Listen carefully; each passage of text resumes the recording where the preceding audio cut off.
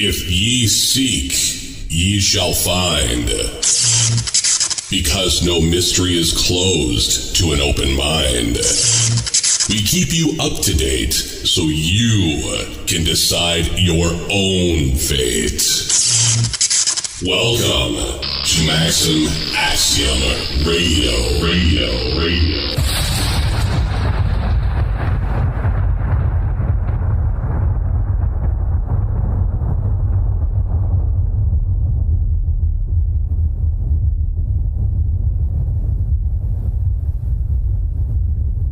Greetings, everyone, and welcome to Maxim Axiom Radio. I'm your host, Roger Sylver. Today's show will be like no other created before it. John Stormm and I have been planning this one out because it's a very special show dedicated to those who heard the call when John and I did a show together on Maxim Axiom Radio in August of 2014, asking for as much assistance for John as possible, because his health and living standards had deteriorated so bad that we came very close to losing him.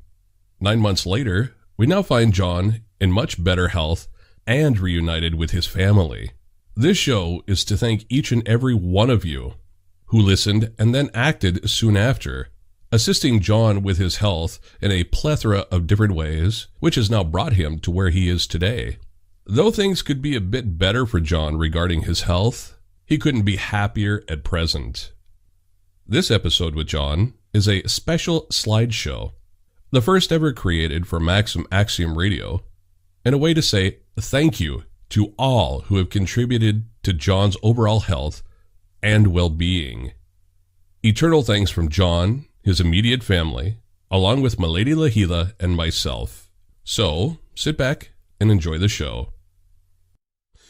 Hello, hello, everybody. Roger Sylver here, and Roger Sylver on Maxim Axiom Radio, of course. And we've got with us Mr. John Stormm. And I got to tell you, folks, really quick, it took some amazing feats of mental agility to make this freaking thing happen.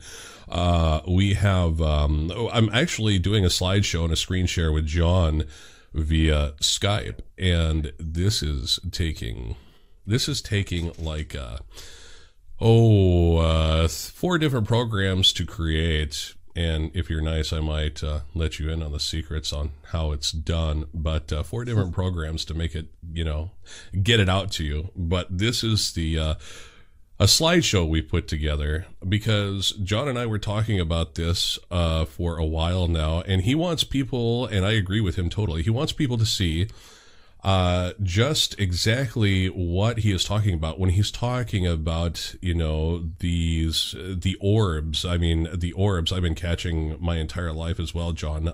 Orb Master, they used to call me back in the day. Yeah, they did. And anyway, John, if you're not familiar with John, he is a hereditary Tuathan Danaan witch, and it was Tuathan before Danaan, right? Or Danaan before Tuathan?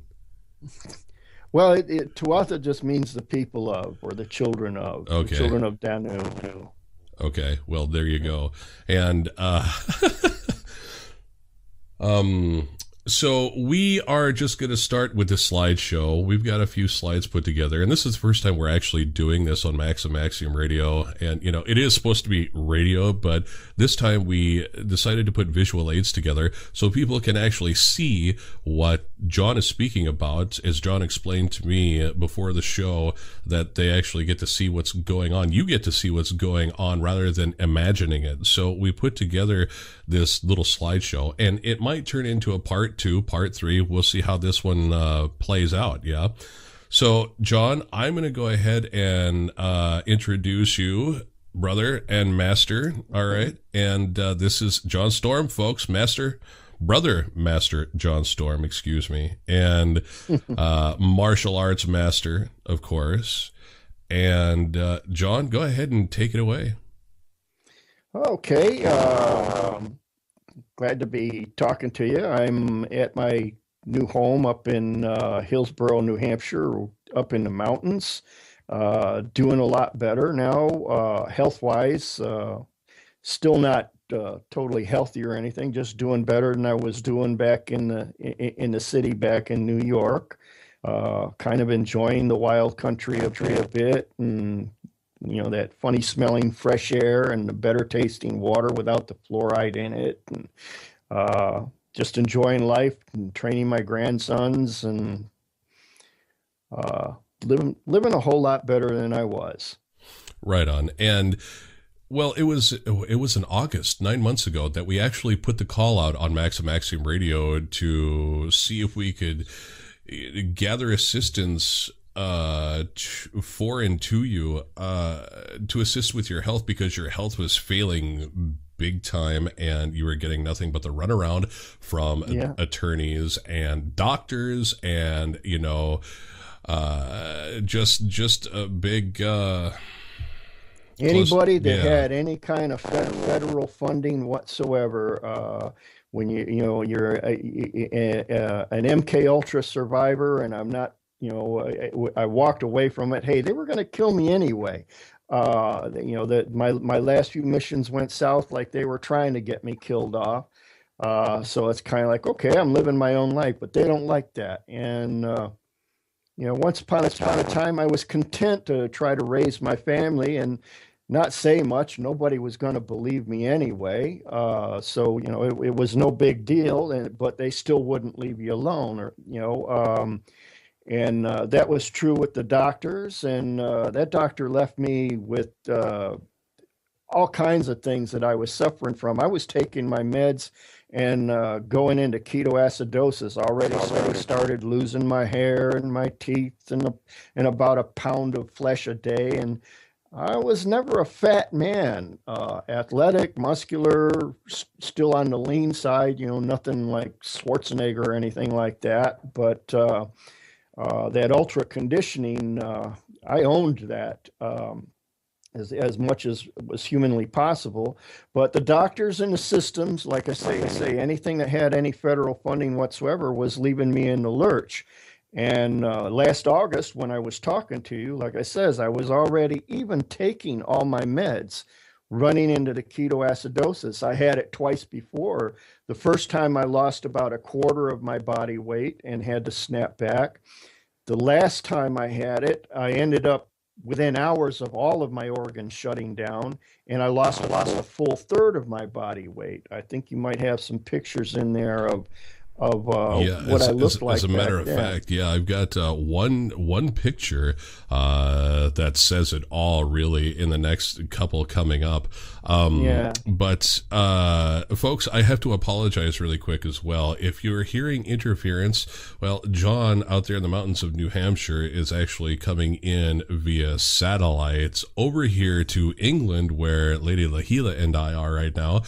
And we're doing our best. Maybe we're getting hit with sunspots and or a solar storm. I have no clue, but every once in a while you might hear him echo a little bit. We're going to try to clean it up the best we can when I render the audio, edit the audio as well. So anyway, John, I'm going to move ahead with the next photo here. Okay. All right. This is you circa 1977 as Thumper, yeah? Yeah, that's about what I looked like when I was an active ultra. People seeing that had no idea what kind of strength or speed they were dealing with. I wasn't as strong as Duncan. Duncan could deadlift about 1,000 pounds, a half ton. I could punch at about 3/4 of a ton, but lift maybe 500, 600, 700 pounds, about 700 or so. With the ultra physique under there, I was always prone to wearing black. It's kind of my station in life as a witch, and I like to remember that. But also as a ninja, it's a nice color for blending into shadows and disappearing easily. In this particular picture, I think I was getting ready to go out with one of my brother-in-laws to a disco somewhere. And you can't tell it by looking at that so much, but there's probably 8 or 9 weapons hidden within that outfit. Oh, I bet. I never went anywhere unarmed. Um, uh, yeah, you see, I was a big hit with the Mexicans when we went across the border. They just see this tall blonde gringo and figure I was a wimp. And I remember when I first joined up with the Disney Tunes, we met down near Brownsville, Texas, near the border, and we met in this little cantina, and there was these guys trying to be, they were very big on being macho, that machismo, and they had this little game that they'd play in the cantina. Is they'd hold each other by the forearms together, kind of like shaking hands Indian style. Yeah, I remember so that their forearms are joining, and they take a cheroot, kind of a cigar, a little bigger than a cigarette, not quite as big as a stogie, and they'd set it in between their two arms, and the first one to pull away from the burning was the sissy had to buy the rounds. Mm-hmm. So I come, my team was already there at the cantina when I got there. I come cruising in. I'm wearing this GI shirt with the sleeves cut off. The chest is open. I got that big yin yang brand on my chest kind of showing that was still fairly new. And they weren't sure they were going to like me. I looked too much like a cocky freaking teenager of about 15. I was about 6'5" though. So very tall, but kind of slim, rakish, you might say. Right. And they figure, oh, damn, this fool's going to get us killed. And so the Mexicans took one look at me and said, oh, boy, we're going to pick on this boy. I said, how about you, gringo? You want to try this? You man enough for this? And I told them, well, we'll keep this G-rated and say, well, playing with cigars is for sissies. What are you talking about, man? So I picked up somebody's newspaper and I just kind of balled it up in a big ball, and I lit it on they had these little candles, colored glass, and the candles on the center of each of the tables. Yeah. And I lit the paper on one of the candles, and I just kind of let it just stand there and burn in my hand and burn and burn and burn. And then I put it out on my chest, on my bare chest. And man, you're crazy. And I says, do you see any burns? So cigars are for sissies, so they had to buy me the round, and my team start warming up to me a little bit. Oh wow! So when did the Disney Tunes come together? How did that happen? Well, back then, shortly after I did my little Cambodian stint, we started to, I started to do contract work, or Ultra would contract us out to the CIA, the alphabet agencies, and stuff like that. And my first little call was, they says, okay, here's they give me an issue of Soldier of Fortune, and there's like want ads in the back. And back during the 70s, that was kind of like their Blackwater or Dark Waters or whatever the hell that was called. But mercenaries would answer ads in there, and a lot of this stuff was funded by the CIA. So they says, okay, this is the ad that we want you to call in on. And whatever they say, do. We already know what the deal is. It's not like you gotta guess whether it's something good or bad. You can still pretty much choose whether what kind of jobs you want to take on. There was a lot going on in Angola. I wanted nothing to do with that. There was a lot going on in Nicaragua that I didn't particularly like or wasn't sure. I went there a couple times, but for something a little bit different. So I could pick what agreed with me. If it was something really bad, I didn't have a conscientious problem with taking out a murdering monster. Anyway, we went for a little week-long training camp kind of get-together type thing. And there was a bunch of mercs there, a lot more than I usually traveled with. And eventually we kind of got busted up into teams because a lot of us are cross-trained. We have more than one discipline that we're good at. Like our particular unit was called Disney Tunes. I was called Thumper because my average, I used to do these karate shows, exhibitions, especially after I got my master's belt. And we'd have like 4 black belts holding either bricks or really thick planks. We're not talking about the little skinny boards. Right. Around me in like 4 different directions, and we tell the audience, okay, you can punch it so many pounds per square inch in about 4 times a second. And you know how long a second is? It's the time it'll take you to yell 1001. And you know, the announcer would get up and say, okay, you ready? Everybody yell at 1001, and I all 4 of these boards or bricks and bust them. So when I'd work out on the heavy bag, it sounded like a machine gun shotgun going off. You know, it's just this heavy thump, thump, thump, thump, thump, thump, thump, thump, thump, like that. So I ended up with Thumper as a call sign. Goofy was our heavy weapons and demolitions expert. Anything that had a deep resounding boom, well, that was Goofy's job. Mickey Mouse, he was our team leader. He hated that his name was Mike, so we used to call him Iron Mike. Did he talk like this too? No, he didn't. He was a stout little square jawed. He was Army Ranger or ex-Army Ranger. Had some rank too. I was kind of the young guy in the group, but I was the ultra. They all weren't ultras. Doc, he was a great sniper and also he was a doctor, an MD. Me, I also did field stitching. I also did some demolitions, and I was also point man or along those lines, depending on what the mission was. Minnie Mouse was our go-to gal. She was the one that would make arrangements for hotels, pickups, drops, weapons, and whatever we had to get.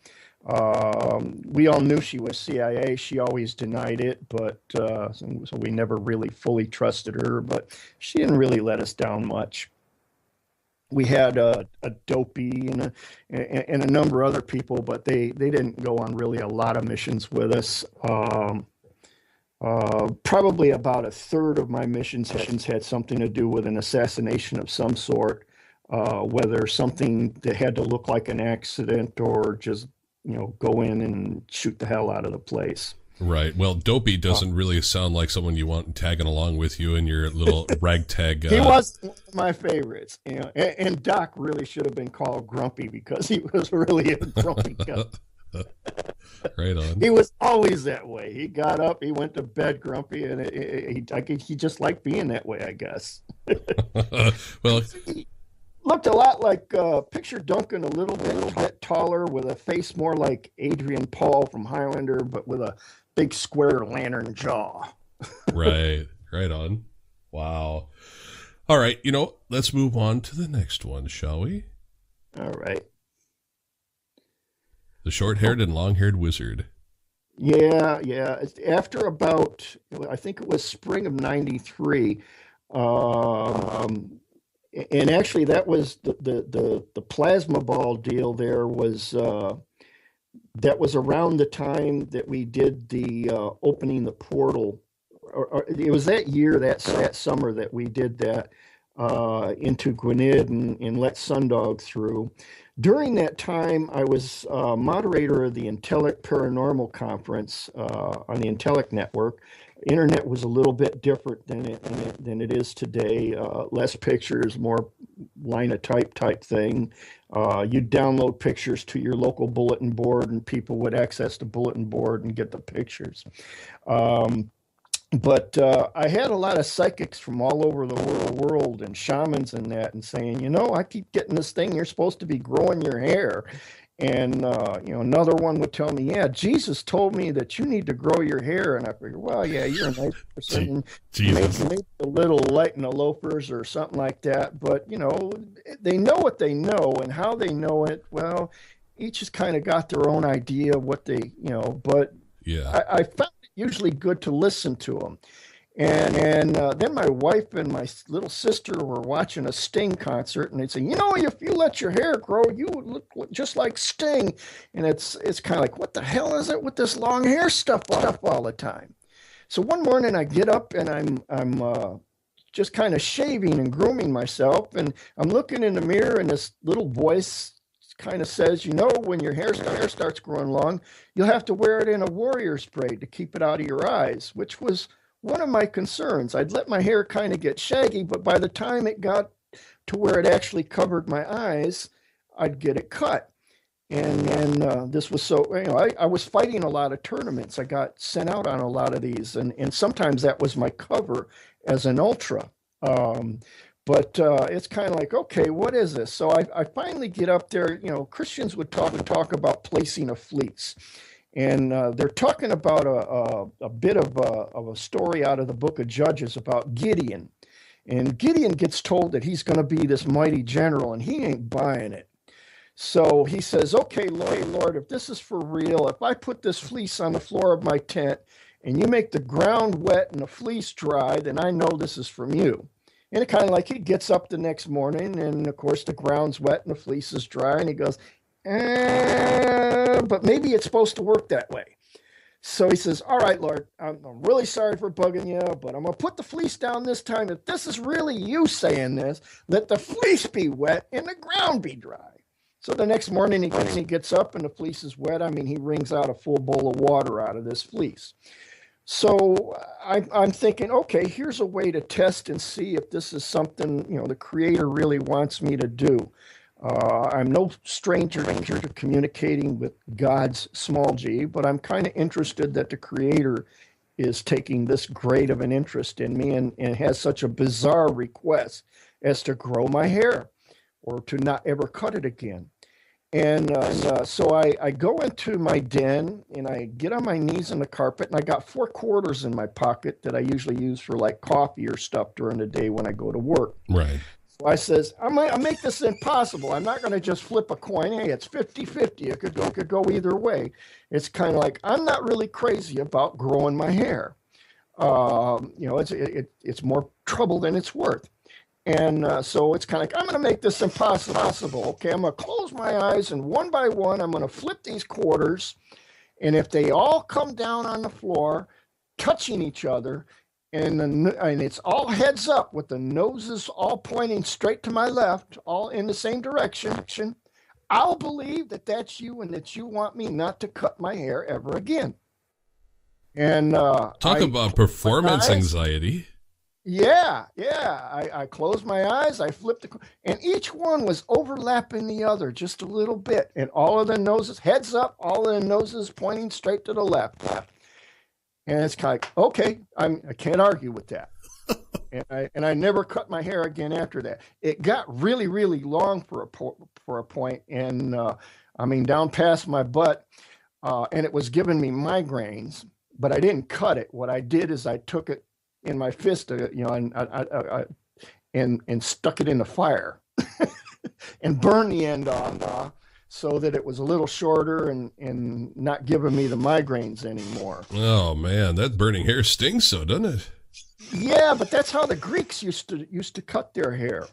They just kind of wet it a little bit, take it up in their fingers with their fingers wet, and they take a little torch, like a little rolled up paper torch, and singe the ends off, and that's how they used to cut their hair. Interesting. Yeah. That's really interesting. Now, what is that? What is that you've got manifesting in your hand right there? That's a ball of plasma from where, and how did you manifest it? That particular area was like heavy duty. One of those places where you walk into and I don't know how many people, but your hair wants to stand up, your skin prickles like crazy. It's not an unpleasant type of thing. Not as bad as like in a lightning storm just before you're about to get struck. Oh yeah. But it was just full of energy. And I did have a little tiny little quartz crystal, probably about an inch long, just a natural crystal in my palm.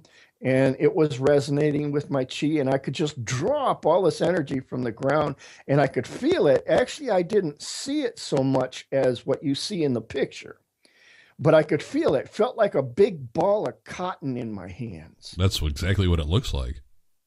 That's what it felt like. And I was getting ready. I was making like I was going to throw it at the camera. I didn't. I ended up throwing it at a tree. It didn't really have a whole lot of effect, and I lost my quartz crystal. Aww. Well, I had a bunch of them. I'd use them for different experiments.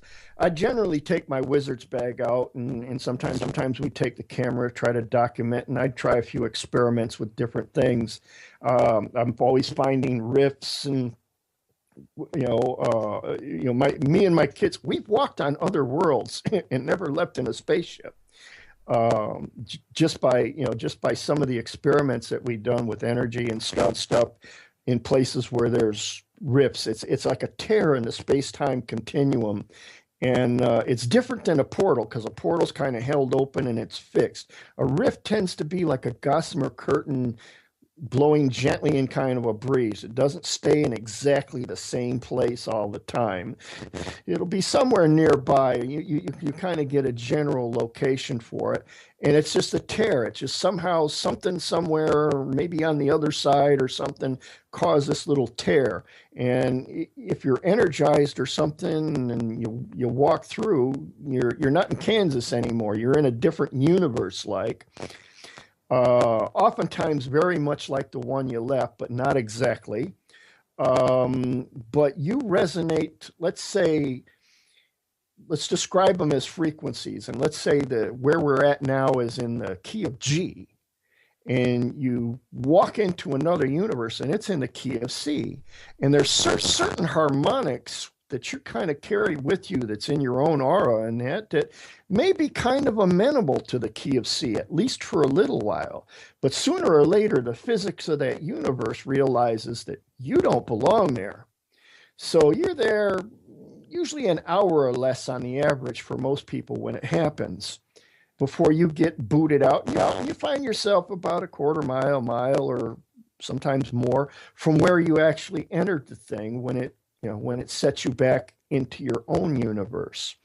Now, in my book, Practical Witchery, I describe that when we talk about cryptozoological animals, like the Jersey Devil gets seen, and people will they'll send old parties into the woods to look for it, or the Loch Ness Monster, they'll dive all over the place for it. I believe that what they are is they're in another world. They cross over, they're here for a while, but eventually they're not going to be here for very long. An hour or so later, they're going to be back in their own universe, and you're going to be wondering, where the hell did it go? Why isn't there a viable population of these in these woods? You'll have credible witnesses, but you can't find a viable population. You can't find a dead one. That's kind of how that happens. Okay, that explains exactly. Have you ever seen the TV show Fringe? Law and I actually downloaded the entire series, and we freaking love it. But they talk about how Walter is this crazy scientist, mad scientist, if you will, and he creates a rift over to another parallel world. Now, both worlds, theirs was vibrating in the key of G, and the bridge that they created for it to connect with the other world was vibrating in the key of C, if I remember correctly. And there were doubles of everybody. The Statue of Liberty was made out of freaking copper. And you know what? If I can get these episodes to you, I will, because you will dig it. It was a really cool show on CBS. That's awesome. Yeah, but they took it offline, and also the Watchers. I'm going to bring up the Watchers really quick. They actually give their take. J.J. Abrams, whomever else, the writers, give their take of who these Watchers are and how they came to be. Just a really, really cool show. We kind of wish they weren't canceled. There's a very interesting concept. Yeah, but they were proving this on Fringe. Well, I shouldn't say proving this. People like yourself. Actually, yeah, it's physicists. I've got a lot of friends that are physicists. We love talking to math. Okay. And I love talking that. Well, this is my experience. You got a formula for it. I'd like to kind of get together till we can get it all. Like I keep thinking, sooner or later in my lifetime, I'm going to find out exactly everything that's required to make this happen every time.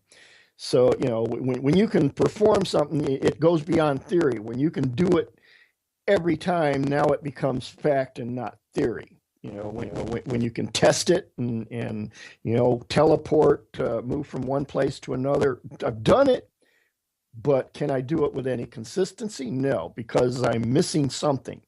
Don't know something. Right. So But like I also, say, the math is there. The quantum physicists, all of this is true that we're discussing, and that the Abrams people. I'd really like to see that, because basically it's an artist concept of some actual mathematical fact. right, exactly. Now, oh God, what was I going to say? Yes, it was vibrating universes at different nodes. All right, that they bridged together, and alternates of ourselves that were slightly off. Now, in this realm, my voice apparently vibrates at the key of D. Don't remember if it's sharp, flat, or what, but it was really cool that they took this and made a show out of it and called it fringe science. And I'm like, oh my God! But this fringe science, to adepts, as you put them, people like myself, like yourself, like Duncan, whomever else, we can tune into these things, right? And we can see what's going to happen if we choose, because these realities, these parallel universes, that timeline is active in that other world, right? And you're seeing it, and there's people, yourself, or very like yourself. I get the feeling that the copies of myself also jump and move from one world to the next, or something around those times. Right. So it might be somebody else on some other parallel that's actually instigating this. Because I've never ran into myself yet. I've seen myself astrally, looking in on something else, but I was astral traveling instead of physical traveling. Because what I'm talking about going through the rifts, I'm talking about an actual physical crossover. I'm there. I can punch stuff and it breaks, and Right. I once put my fist through the eye of a something like a plesiosaur, trying to snatch at a kid on the shore. I drove it in almost up to my elbow. Technique they call eagle speak in Chinese Kempo. So I mean, you have a physical effect, but there's things that happen, and it's kind of like, it's the interesting thing about the Creator. In the biblical text, they say He knows the beginning from the end, and everything you're going to do, He knows the outcome of it. And it's kind of like, now, how would He do it? If you got the free will to make this choice to go right or to go left or straight up the middle or turn around and go back or whatever, how would He know how that was going to turn out? And it's kind of like, it's played out in multiple universes. Yep.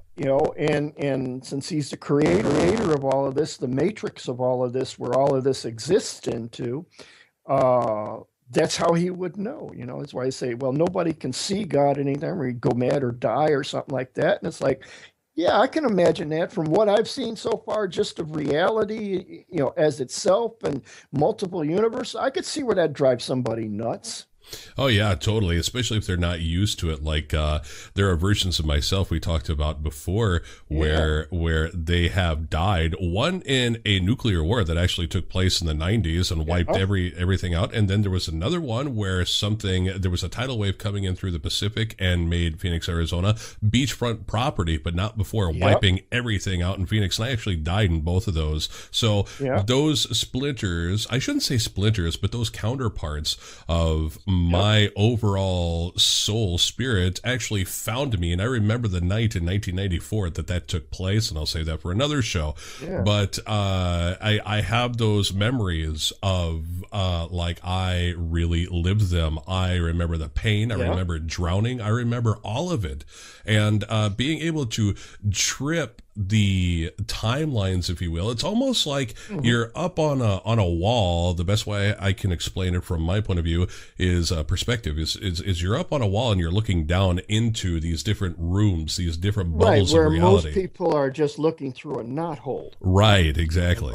Very narrow vision. They only see just so much, and this is what we're trying to wake people up from, going from the 3-dimensional to at least 5-dimensional while you're here. And when you get to 5-dimensional, you're where you should be, where you understand your dreams, and you're beginning to perceive beyond your dogmatic 5 senses. You'll see a lot bigger picture. And those people that are waking up, we'll begin to see and experience more and more. There's going to be bizarre things.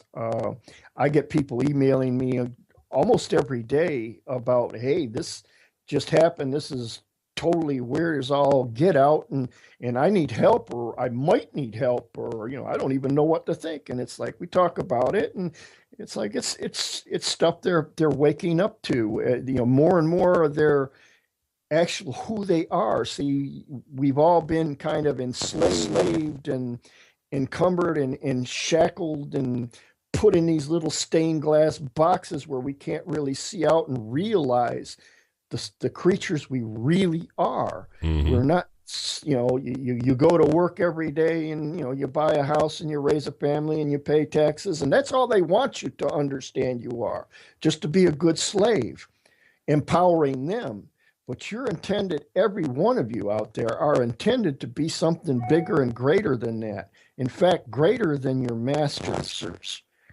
The fact that they're ruling over you is not a seemly or a right thing by any stretch of the imagination. You're better than that. You'll become greater than them. But you can't be nailed down to where just this material world that you can experience in 4D at best is all there is, because it's not true. Right. When it comes down to it, we're actually trying to teach people how to become their own masters, right? Absolutely. That's what you're really fit for. That's what you were born, and that's what your destiny is. It's the excuse, I'm only human, don't work. It's kind of like, yeah, you're going to make mistakes, and you're gonna learn from them, and hopefully, and you're gonna grow from them, and you're gonna become greater. Most of the wisest people got that way from making a lot of mistakes, and sometimes learn. And the wisest of us learn mostly from other people's mistakes rather than making them all ourselves. Exactly. Yeah, but that's how it comes. Yeah, exactly. You even learn from a fool. You learn from a fool what not to do and why. The Lakota got a really good concept for teaching their people. They have it's kind of a clown. They call him a heyoka, and the heyoka, they get up and they do stuff that's wrong. They'll do stuff that's goofy or something. So and the kids will laugh and stuff like that, and they learn what not to do. And they learn from the heyoka. It's a certain kind of a clown. It's a good concept. You can learn from anybody. You can learn from a fool what not to be. Precisely. And I thank those people many times as well. It's just like, you know what? Thank you very much for experiencing that for me, because now I don't have to deal with it. We all have our own bag of crap that we come here to push through and deal with in our lives. But to overcome it and come out the other side is what exactly is that taking? What kind of intestinal fortitude? What kind of will does it take to be at the bottom and claw your way back up? Well, that's the training for a witch, especially a Danaan witch. That's one of our precepts. One of the first precepts we learn. The one is what you call the threefold law. Everything you do, bad or good, comes back on you threefold, or at least with interest. Some believe more or less or whatever, but it's always with interest. The second one is to have an unbreakable will and word, and to develop that, to cultivate that, and and that makes you a proper witch. Now, when I say witch, I don't necessarily mean somebody in a pointy hat waving a broom with big wart on a green face nose. Witch in Gaelic means a wise one. And, to be wise. Jesus told his disciples and followers, be wise as serpents and harmless as doves. Be wise, understand how things work and what makes them work. Don't be afraid. Ooh, that's witchcraft. That's the craft of the wise. Learn it. Doesn't mean you have to do it. Be wise as serpents, but harmless as doves. What you know is good, use it. Utilize it. Keep your will and your word. Jesus said, let your yea be yea and your nay be nay. Anything other than that basically comes from something shady. When people start waffling and they can't give you a right way, either they're uncertain or, which it's allowable. We can't always say what's going to happen tomorrow or how well our equipment's going to work to make the next Skype call or whatever, Oh, It's going to try, Yep. But if you give your word in anything, now look, it's a relatively Christian nation. Christianity here in America is 3,000 miles wide from coast to coast, and it's less than a quarter-inch deep. They all have something to say about how everybody else is living, but look at this as a statistic: more than 1 out of every 2 marriages, Christian marriages, where they get up before an altar, a priest, and before God and everybody vow to stay with each other till death do us part. More than half of those marriages never last past a couple years, much less till death do us part. Okay, so the Bible also says the people that want to thump that thing. I love the book myself, but I don't believe in it like it's a magical item. I believe it's some of the wisest things I've ever read. But it says it's better not to make a promise at all than to make a promise before God and not keep it.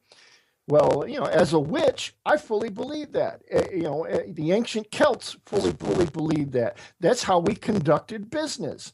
If you were a blacksmith or a potter or something like that, if you told somebody your product was going to be good for this, good for that, or some kind of guarantee, you were bound to your word. And this is how people knew whether or not they wanted to come to you to buy stuff. Your whole livelihood was based upon your word. Everything you did was based upon your word. Nobody had to have a written contract. Your word and a handshake was all it took. And if you failed that, everybody knew it or found about it eventually. And you found a lot less contracts and handshakes after that. Right, exactly. Now, I have more pictures in here. Okay. I don't remember exactly how many more I put in here, as a matter of fact. So we're just going to go with the flow, man, and it's all ad-libbing. So Right. Here we go. All right, find something you like and put it on here. Here we go. I put this picture. Okay. I put this picture in here really quick for everybody there at home. Let me magnify this a little bit here. And will it whoa, that went too big. All right. It's like someone's trying to get someone's trying to get control of my mouse, really. It's weird. Okay. So anyway, I put this in here, folks, to show you just where John was when we did our interview to get the call out for assistance to get John back into health. Yeah, because you were in about 12 weeks from the time that started, which was before that picture, from the time that started to the time I ended up in the hospital with my organs shutting down in intensive care, that took about 12 weeks, and I lost about a third of my body weight. I looked like a walking skeleton. Actually, I got a little worse than that before I ended up in the hospital the last time.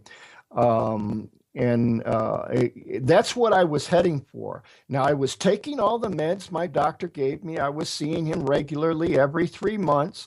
So there's like no excuse for me to freaking die of diabetes. Okay. I should have been taken care of, but I'm a targeted individual. So anything the government can do and get in and influence somebody to make my life miserable or to kill me.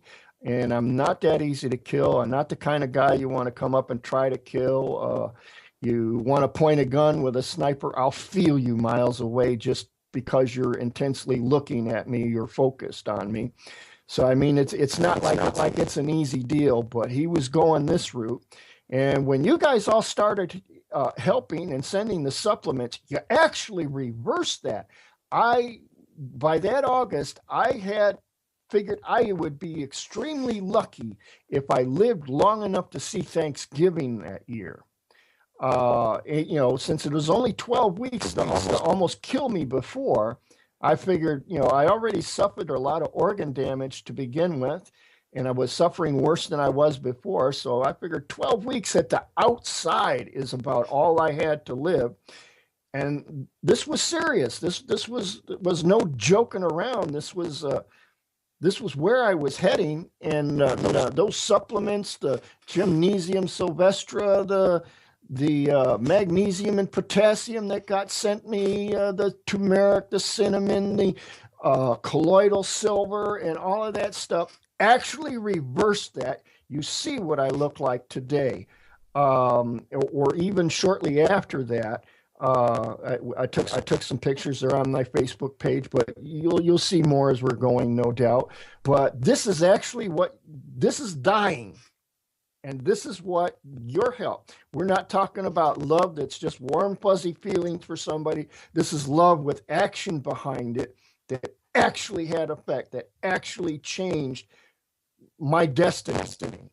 Because that's what I was heading for. Yeah, because by all rights and purposes, you were supposed to go last year, and our friend Win back in... I wouldn't have lived long enough to see 2015. Yeah. No way. Yeah, there was no way. And our friend Win looked at me one day. We were having a Skype conversation. She looked at me and she smiled. She goes, "You do realize that John was supposed to die last year, right?" And I said, "Yes, I know. Yes, I do. But we still need you down here, brother, to fight the good fight, because we're coming up to a climax, and I feel it. Everybody feels it, especially over here in England with the Tories getting back into power for another 5 years. But we'll talk about that later. Huh?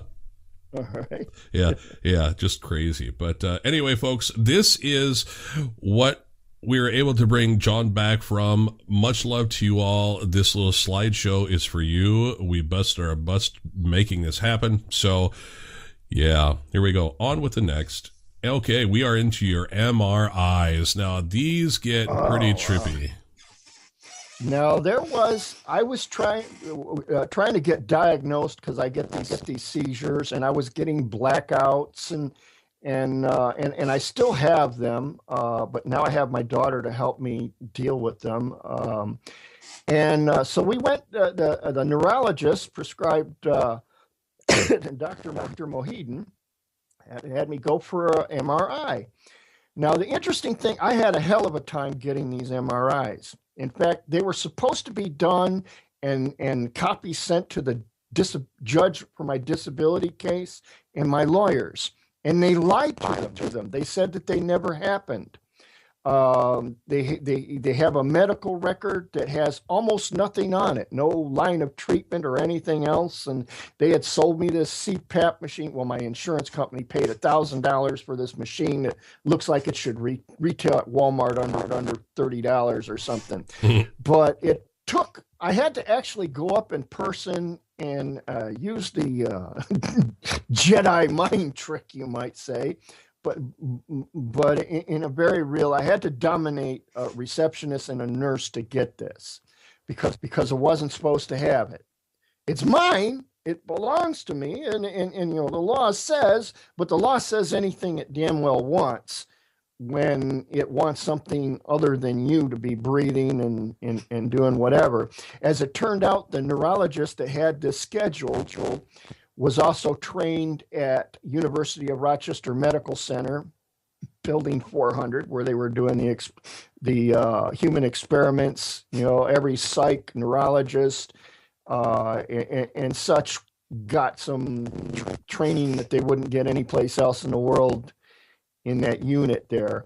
But you can see that there, my lawyer says, when I finally got it, he says, "So what's to see? All you got to do is look for the white spots. That's the unusual stuff in your thing." Now we got a report, and this neurologist said, "Well, there's no enlarging of the hippocampus, and the sinuses look clear, and there's no abnormal swelling or shrinkage or anything like that in the brain. Evidently, your brain is supposed to shrink as you get older, and mine hasn't."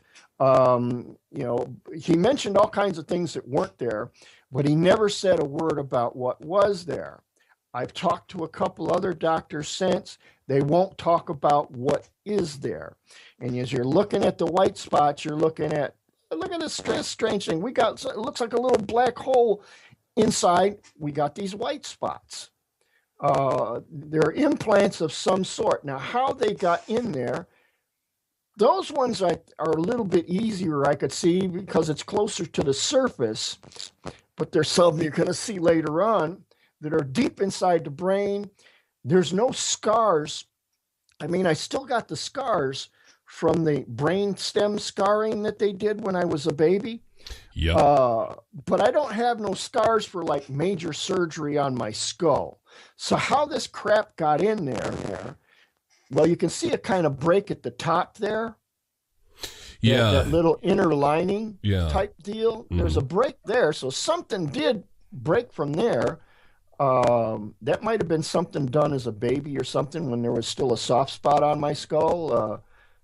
I don't know, but it's humanly impossible for some of this stuff to be in there. Right, exactly. And, I do have a picture coming up. I don't know exactly where I'm pretty sure I put the scars in there. If not, I'll have to put it in there at another point. But, okay. Who knows how far we're going to get through this slideshow. We can always do a part 2 later on as well. Right. But, that WTF, another WTF, that's like literally, seriously, WTF. Right. This blew my mind. I knew I might have one or two. I know I got one in my left hand. I figured there might be a little something, maybe the size of rice, maybe behind the left ear. I had a dream of when I was like 5 or 6 of these gray guys shoving a triangular thing up my nose. And after that, I start getting these really ferocious nosebleeds. And, my parents would say, it's just your imagination. You got an active imagination. You're going to be a great artist or a writer or something someday. But that's all it was. So I never thought much about it until I saw it on the MRIs. And it's like, okay, that wasn't a dream. And how some of this other stuff, I have no clue how it got in there. When I saw it, I couldn't believe it. If I didn't see it for myself, I wouldn't have believed it. Right. Now, you know what? Law and I actually saw a video about, it was my alien best friend or something like that. And they were talking about during this show where these beings had the technology to go and basically lift up the inside of the earth, with some sort of technology, so they could live in it for as long as they needed to, create a base, pull everything out, and then put everything back the way it was, essentially making a dimensional bubble, if you will. So maybe that's how they are getting these things into people nowadays, because it describes, I was reading some stuff by Whitley Strieber. Well, he's also one of my Facebook friends. Originally, because I saw that gray on the cover, and it's kind of like, I remember this from when I was 5 or 6, and nobody know what I saw but me. And my parents wouldn't believe me or anything anyway. It was back with the active imagination. Right. And then years later, it's like the early 90s, here's this thing staring me right in the face on the cover of a book. And I read from him, and some of the stuff, how these creatures end up going through, he's got his house wired up for burglar alarms and everything else like that. And these creatures are just going through the wall. They got them in a thing of light, and they're taking them through the wall. Well, dimensionality, as we discussed, the atomic structure of everything is 99.99999% empty space. Right. It's a wonder that we cannot walk through the walls ourselves. The way the things are. Evidently, these creatures have the technology to actually do that. But I don't know anybody on Earth that's got it. Well, will admit to having it. I got to tell you something really quick from, my experiences of growing up as well. When I was 3 years old, there was something, these beings, the Greys, communicating with me telepathically, telling me not to be afraid and things of that sort. They used to get me up in the middle of the night when I was 3 years old, and they used to take me and basically tell me to jump down a flight of stairs. And I'm like, what? So I turn, and I go to get a running start, and they said no. And I'm doing this at 3 years old, folks. All right. Yeah. And they tell me no. I'm like, okay. They say, stand right where you were and jump. And I'm like, what? So I did it. And they had me doing this all night long while my parents are asleep, all right? And they're having me jump down these stairs. We lived like in a fourplex, and they were inside these doors. And so they had me jumping down the stairs and things of that sort to where I was damn near levitating. I could feel the wind through my hair, but they wouldn't let me go back to bed until I landed on my feet at the bottom without losing my balance and using the door or the wall to prop myself up from falling over. I had to land on my feet. And they also, I remember them taking me through windows, through doors, and actually teaching me how to do it myself with my just being, really. And there was one time I remember where I actually got stuck. My calf got stuck, and I had a wooden plank going right through my calf. So, yeah, but anyway, let's move on to the next here. Yeah, now we have a little something here right in the middle. All right. Yeah, there's that little V-shape or triangular shape things that I remember from the dream, them shoving up my nose. And I got these wicked freaking nosebleeds after that. We used to, back then the doctors made house calls, and there was numerous times my doctor had to come and he'd say, well, he's high strung and he's nervous, and well, the ultra conditioning did that. You were always like freaked out. Parents would be threatening to send you to, the institution or anything like that, like it was some kind of military academy, and it was a lot worse than that. But that's the thing I remember, them shoving up my nose. And as far as I was concerned, for years up until I saw this picture, that was just a dream. Right. Now, yeah, and see, I also suffered with the nosebleeds as well, too. Really bad, so bad that my mother took me. So did Duncan and Miranda way back when, too. Oh, great. Well, maybe I was one of these things, one of these ultra, who knows what they were training me for, but I also come from a military background. Both my grandfathers, both sides of the family, and my genetic father, all three of them being in the military. So who knows? But nosebleeds all the time. My mother took me to the emergency room and thought I was, they would gush. But yeah. So now this is a full-on MRI, right? We're looking exactly at your face. You're looking at a slice. It's not an X-ray like you're seeing all the way through my head. You're just seeing a slice about halfway through my eyeballs. Okay. Picture a distance into my head about half the distance of my eyeballs. You're seeing that's the opening there, the orbits for the eye sockets and that. Yep. Up into my nose, just past my sinuses, and you can even see the frontal lobes of my brain, and there it is. Yeah, you know what? Let me go ahead and zoom in on it just a little bit more for people, because they're probably going to be like, zoom in on it, man. So the only phony photoshopping in this is the circles that I put in to just kind of highlight what's there. All right. That wasn't done on the regular MRI. In fact, I think I sent you a copy of the folder of that, and it's like you can look through that slice by slice from several different angles. I believe they got 5 or 10 different angles that they did these MRIs in, and there's just stuff in my head that's just absolutely unbelievable. Yeah, well, we're going to move on here, as a matter of fact, and check out one of these other things. Here you go. Now, where is this looking on your head? That is at the base of my skull, near the back. At first I thought it might be part of my spine or something. It's something dense because it's white like that. It's not just regular tissue. It's something hard. And it's right at the base of my skull. Back of my head. Now something like that, I was anticipating something smaller and something up around by the left ear. You'll notice that it's kind of reversed. What you think is the right is actually, it says L on one side and R on the other. Yeah. So in some of these, you're looking at me from the front looking back, and it's just a slice at a time. So what you're seeing is towards the back of my head, the back of my skull. On other parts, when you're looking actually from my neck upwards into my skull. I just hit the mic. And it's you're looking upwards, and you'll see the right and the left and stuff. But they're just slices. It's not an X-ray showing all the way through.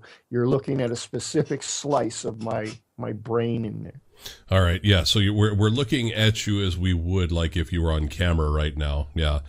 Yeah. Yeah. Okay. Cool. Now let's go ahead and hit this and move on a little more here. Now these really tripped me out. That's what I expected.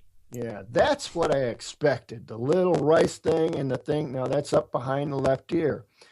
There's some other stuff going in there that's not quite as bright, but these are hard. They're harder than my bone. And denser than my bone, because you'll see that, places where you can see the edges of my skull in that is not as bright as these. So this is something metallic or ceramic or something like that in there, showing up like that. Right. Now, with Whitley Strieber and many others, like Dr. Roger Lear, who used to, before he died, remove implants from people, a lot of these implants would be like, people would be like, well, doctors especially, how come the body's not rejecting them? Well, there is some sort of synovial sac around these things that the body is just and not they're going wired. Yeah. And they're wired to your nervous system as well. Right. And they broadcast. They actually broadcast and transmit signals, RF, right? Right. There is RF coming off of those things. All right. Let's see here. Now, what do you think these are? Now, those I think would be operable. Those I think, are near enough to the surface of my brain and that to actually be dug in. You're still going to have to puncture the skull in some cases and dug out without killing me. But there's some in there, right attached into lower lobes and stuff like that. That's never going to happen. And some of them you'll find deep in the interior. It's like how they got there without killing me or without leaving a scar. It has to be something extra dimensional. Right. But you'll notice that they're denser objects than the tissue in my brain. And in some cases, they're even laid out in a pattern across both hemispheres. It's just amazing. Well, so let's talk about what you feel that they're put in there for. Tracking to assist in the enhancing. The one you're looking in the center there is probably tracking. I think the one off to my left is probably picking up whatever I'm hearing. Okay, right on. And and also I'm going to move on to another one here, and possibly it's going to be the one that these right here. Right. Okay, now do you feel, John, that these here are assisting in enhancing your natural abilities, as it were? I believe they might well be. I had made, now what you're looking at there, if you notice it at the very top, you're still looking through my eyeballs. In fact, there's a couple dark spots there just back behind my eyeball. That's very interesting. There's another one back in the lower right-hand corner. Well, it's actually your left hand as you're looking at it. But I had described, and actually Duncan's described it too before. This is about, like I say, about level with my eyeballs. If you were looking at the pupils of my eyeballs and going straight back into my brain, okay, there's like no physical way this is going into my brain or coming back out without killing me. All right, those are something that can only be seen or taken out during an autopsy. All right, because they're so deep. Now, we've talked about generating a killing field. And I've seen antennas set up in arrays like this before.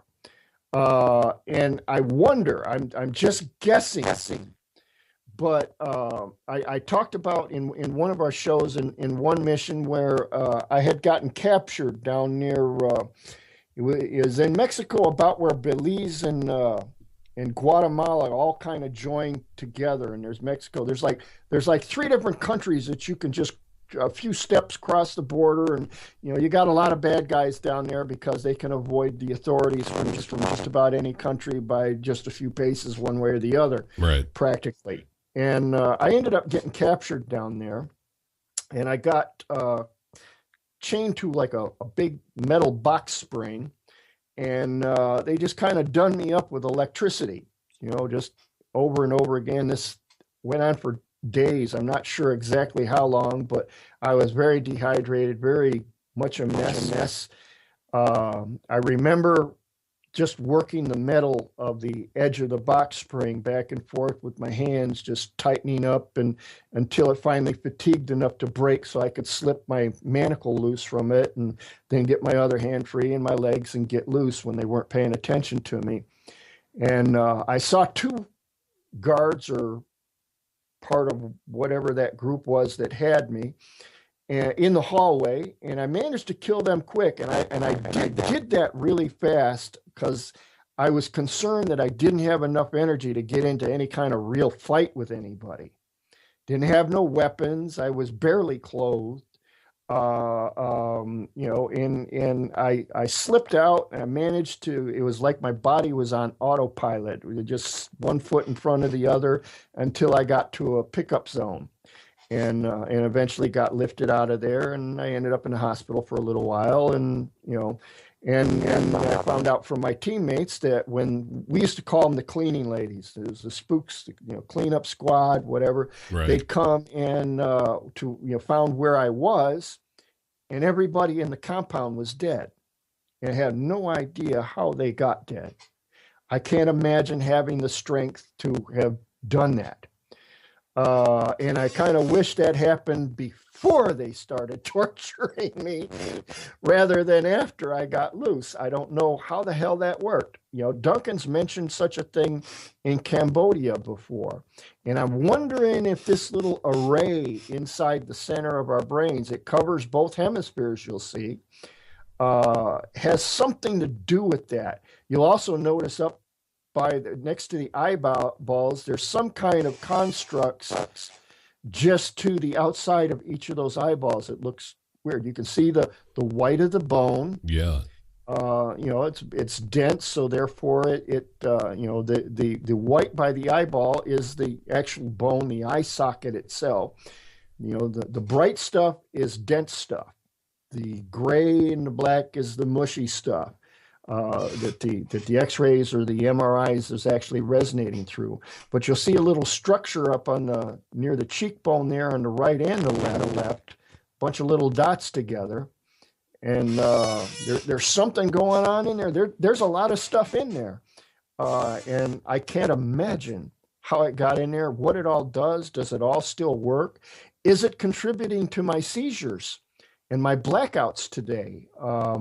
I notice on the blackouts, though, those people that have actually seen me in that mode, it's like I dropped 90 points off my IQ. I got an IQ of 160, so I can afford a little of that.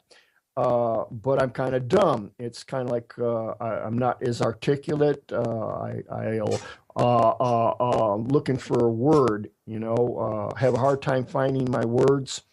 And when I have these blackouts, and it kind of scares me, especially when I was living alone. It's kind of like if I took a shot, is it going to be the right amount? Because I have to give myself shots about 4 or 5 times a day.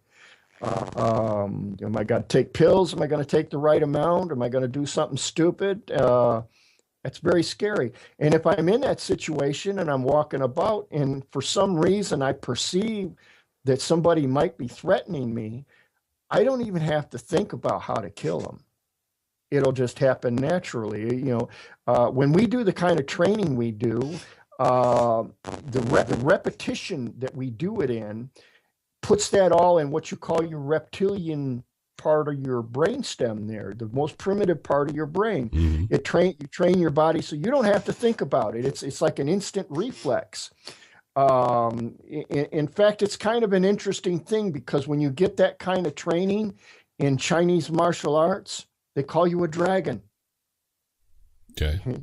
They'll refer to you as a dragon. Yeah. Bruce Lee's nickname was Xiu Lung, which means little dragon. And like I say, that kind of training all ends up getting stored in that part of your brainstem they call the reptilian area there.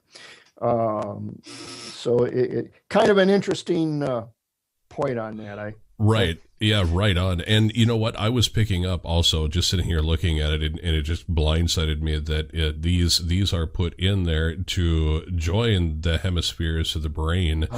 If they're not joined already. This is enhancing that joining, if you will. Yeah. It does seem to, there's even two of them right there in the center where the brain splits. Mm-hmm. There's also another one. Actually, it's probably, you'll see it from another angle. It's probably one of these that they got dead center. It's like teardrop shaped. Is it this? Is it this one? That's an interesting one. Now look there at the front. You see that little BB type thing there? Mm-hmm. And you'll notice the optic nerves go back and they join right there. Yeah. Before they go back, and your sight is actually located in the very bottom, and you'll notice that my right hemisphere is larger than my left. So my second sight, or how I perceive in my sight, is a lot greater than what most people have, especially on the right side. That creative side. So I tend to see more, but yeah, you'll notice we got those two dark spots, and the one is right where the optic nerves join to go back to the back of the brain. Somebody's seeing everything I see. If you look by the left ear, you'll see that white spot again. Somebody's hearing everything I hear. Mm-hmm. The center thing in the center is probably one of those white dots that we saw in the array. There's stuff that we're probably not seeing because of the thickness of the slices, but it's like, wow. I wonder if that's right directly in the middle of the brain there, if that has something to do with your pineal. Yeah, it's right on that area. It's right on the back of that little cluster there right in the middle is that pineal or hypothalamus, and all of that is right there. Mm-hmm. Right on. So it is attached to that. There are some cognitive functions that are involved there. Exactly how to use it? Does this stuff still work? Duncan's malfunctioned when he got an MRI. Mine, I think, were malfunctioned far before then because I've been lightning struck.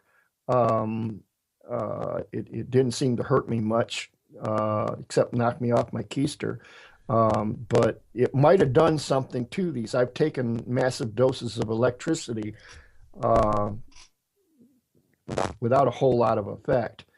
But, yeah, I've been pretty close to being struck by lightning twice as well, and I don't know if this was the second time around. Maybe it was the third time around. But anyway, I was working years ago, a supervisor on the docks at this company in Wisconsin many years ago, and it was Thursday night, and someone managed to go get some beer before the little convenience store closed down the road. So anyway, we're sitting outside, and it's drizzling, raining out there, and it's in the middle of the summer, and right next to the building we worked in was a commercial radio station. And I should say corporate radio station, and all of a sudden I felt my hair standing up everywhere, and next thing you know, because we were sitting on the tailgate of this truck, and this older fellow by the name of Phil, myself, and another friend of ours, younger than I am, all of a sudden everything started going staticky, and then pow, from out of nowhere.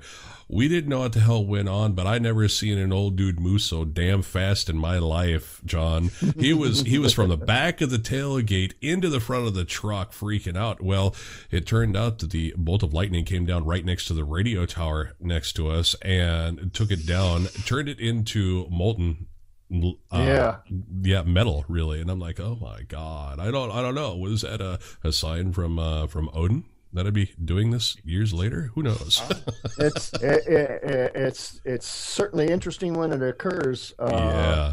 And like I say, I don't know if such things had any effect on these, whatever this is. You can tell, like I say, you can see the bone of my skull, and it's bright white. And these are dense objects inside the mushy stuff of my brain. There's no way it got there without somebody poking holes, and it's just not physically. And you'll notice, like, my optic nerves are tied to the one. It's like, how the hell did this happen? Well, they split your head open dimensionally, I guess. I guess. All right, let's go to the next one here. Oh, okay. I guess you're actually talking about the junction here. of the and then you see the one near the left ear there. There's a lot of other interesting stuff in there worth commenting on, but I couldn't tell you what the hell it is. These other ones, I couldn't tell you exactly what they were. I could tell you what I suspect, just because of where they are and what kind of functions there. A lot of your deeper thought happens there, and that your third eye, that's your pineal and all that, and the junction of the optic nerves. Well, you see them coming back. What else could it be? Right. But feeding off of those, or taking a signal off it, even before it goes back to the back of my brain to get interpreted. Somebody's interpreting for themselves what I'm seeing on whatever bands that they see. And hearing. And it just came to me too, just came in loud and clear that these right here near your left ear, these could very well be the reason for we have these bouts of tinnitus, these frequencies that are coming in or being broadcast, right? Well, I've been in explosions and close to gunfire a lot before too, so I kind of expected that. Mm-hmm. But you can see, as I claim to have been a remote viewer and use some of that right hemisphere is noticeably larger than the left. So you can see the development of that sight area is larger on the right than on the left. And I believe that's the aspect of the remote viewing showing up there. Yeah, isn't it crazy? The muscles we use, hey. All right, let's move on to the next. Now, here we go deep into the brain, and what exactly is, whoops, excuse me, that on the back there? Have no idea. I'm kind of flabbergasted with that. And then there's that one deep in the brain there too, up in there. Now there's a cavity there. This is in the center. So it's doing something, it's receiving something, it's sending something. I have no idea. Like I said before, if I hadn't seen it for myself, I wouldn't believe it. I showed it to my lawyer. Now, this guy has done thousands of these disability cases, so he's seen a lot of MRIs. It's kind of like, you just look for the white spots on the brain, and there's where the issues are. And it's like, you see a lot of these. And nobody's dealing with the... And there on the right side, it looks like you see on the left side, you got this up near towards the front, this big L-shaped thing, and you got one on the right side, but it looks like it's got freaking worms crawling through it. It's like, what the hell is that? Couldn't tell you. But my lawyer found it very interesting. Yeah, you're having seizures. No freaking wonder. Look at all the shit that's in there. Like I said, I was flabbergasted, just absolutely astounded. I've heard lots of other people's ultras, experiencers, and I can relate to them on so many levels. And other stuff I just tend to put on the back burner, because sometimes you see stuff and your brain will interpret it as something else. So you're seeing what you're seeing, even when you're talking to somebody that you know is just stone crazy. He's not entirely crazy. He perceived something. How he took it, how he tried to rationalize it is something else, but it's not for nothing. There's always a good reason. He did see or experience something. And, so I always listen to what they're telling me, even if I do think they might be crazy. And I don't have a lot of people that I really think are all that crazy. A lot of the stuff they describe to me, I've either experienced myself or I've experienced even fuller or maybe to a lesser degree. But this stuff here, seeing this hardware in the brain, it's kind of like, I knew Duncan was chipped all over the place. And I suspected I might have had one or two. Oh, man. I'm sitting here looking at these and I'm just thinking, what the hell do I got in mind? Now, Yeah, if any of you out there happen to get MRIs done, for God's sake, get your own copy. Make sure you go to the hospital, get the copy. Don't take no excuses. You paid for it, it belongs to you, and there might be something in there you really want to know. And it's kind of like if there isn't any little white spots in there, look at the right and the left half and see how well developed either one is. You might have some of the things, if that right half seems to be developed more so, and you're experiencing dreams and visions and stuff like that that you can't describe or can't relate to on a normal human basis without sounding like a nutcase, that might be the reason. And that's not a bad thing. That's perceptions that you've been kind of disconnected to because everybody told you that can't be so, or that's just crazy talk. And it's not. Well, I can tell you right now, I hear phones dialing out across the planet for people to schedule MRIs with their doctors. Yeah. Yeah, they should. They should. It's kind of like a lot of people. They say this is a larger population. I've heard some of Linda Moulton Howell's reports, and it seems to be more people than imagined it. And even I didn't imagine it to be to this degree. I remember seeing grays, but to me, I don't remember an everyday thing. I remember only a couple instances. I've talked to Nords before. I wasn't sure that I was talking to anything alien, but they were certainly extremely intelligent and knowledgeable, and had a specific interest in me to discuss some things that I wouldn't hear out of anybody else's mouth. And it's kind of like, okay, that was interesting company, and it was nice to have. It was refreshing, but wake up one morning and find out all this stuff is in your head and been there all along. Wow. Yeah, right. And when we're off air and we have or we have time, I'll tell you a little story that I shared with Lahila and Win about when I still lived in Grantsburg, Wisconsin. We're talking Higgville, USA. But hey, you know what? I love the friends I made over there. But the thing is sitting there one day, and it was Memorial Day weekend 2010, if I remember correctly. Yeah, 2010. And someone walked in with a dirty bomber jacket. The cotton was all eaten away like it had been, from the 30s, 40s. It was that old. And on the back of it was an old, worn out painting, really, decal or a silkscreen or something of the Knights of Templar emblem on the back of it. Now, when this guy walked in, he was wearing like bell bottoms. He looked like somebody from the freaking 70s who had his corpse reanimated, John. All right.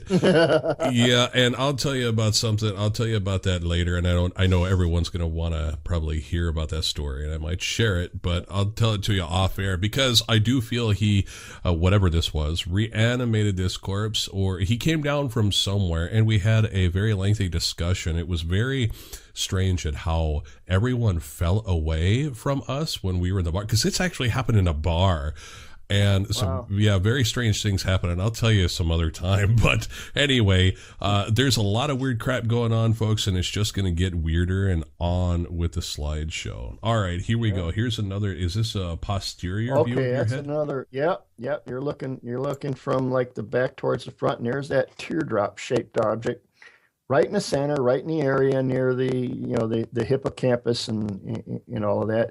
We're about halfway through my skull, because you can see my ears are a split of my ears on either side. So it kind of gives you an idea of how deep this thing is into my brain.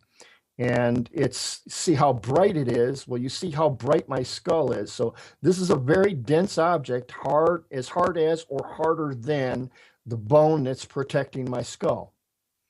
I know, and it's giving this glow. Like, what the hell? I know we're going to get people out there saying that it's your pineal gland, your active pineal gland, or something like that. But then that's not as thick as your bone or as dense as your bone. That's all tissue.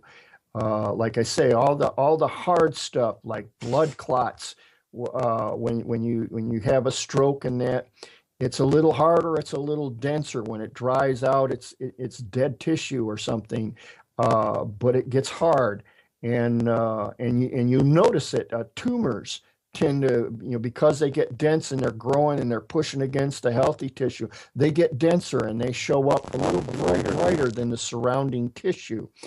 Could this be tumors? Well, it's like this. Why didn't my doctor say so? He won't even talk about it. Yeah. Well, there's this and that, and it's kind of, no, what's this? Well, your hippocampus seems to be in perfect order, and the alimentary canals and all this other kind of stuff, and it's kind of, there's nothing wrong with those, but what's this? And I don't get any answers for those.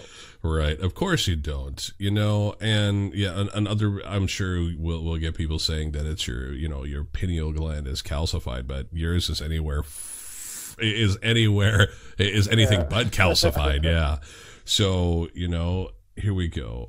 Here we go. We are popping into the, this is one of my books, Parting the Veil of Worlds. And now this is it's a short story. But it is not a fantasy. It is describing the time that, my kids and my family met Sundog for the first time. And that little fairy-like object that you see there, this picture was taken by Melanie when she was 14 years old on a 35 millimeter Pentax camera. Out in the woods. It was an experiment. Like I say, I do a lot of these on a rather regular basis. We'd go to haunted places and we'd, do all kinds of things. I'd experiment and find out what's what. This is the kind of stuff that you call high magic. Where you're discovering the whole fabric of the universe and how to manipulate it. It's not the simple stuff of spellcraft. But it has its root in physics or quantum physics. I'm finding quantum physics describes a great deal of what I have found experientially, even since I was a little boy. Mm-hmm. This stuff I was no stranger to. How it worked in that, I wasn't always aware. It worked very often around me. Part of the strangeness that kind of came with me. I have no idea how it's so. Some of what we saw with those implants might have something to do with some of it. Some of it was being raised as a witch, and different teachers. People were, there were people that were telling me stuff was impossible, but they were muggles, and who listens to them anyway? They don't see half of what you see, right? And they don't believe it to be true. And it's kind of like, it's true. You don't see air, but you're breathing it. Right. Yeah. It's like, what do I say all the time? That if they do not see it within themselves, they will not see it in anyone or anything else. Therefore, they will never find the magic. Yeah, or they can't get it in a test tube and take pictures of it and run samples and get a chemical analysis of it. It doesn't exist. It's kind of like, do we have a soul? And it's like, you are a soul. That is your awareness. That is where all this thought's coming from, not your brain. Your brain can suffer all kinds of damage, but you're still you in there. Now, how you're able to interface with your body. Well, there was a doctor who was a Nobel Prize winner, neurologist or neuroscientist back around 1960, Australian fella, Sir Dr. John Eccles, Eccles, and he said that the brain, his paper described the brain as an interface, kind of like picture it as a keyboard for a ghost to operate. Yeah, right. Yeah. Which is your soul, or your spirit. You're going to describe it different ways. Me, I don't get caught up in semantics. That's something warlocks do. They love to change the words and the semantics of a thing and base their argument. Well, this word really means, and it's kind of like, look, it just is what it is. I say this, 20 years ago it meant that. 20 years later, it means something else. 100 years ago, it meant something else.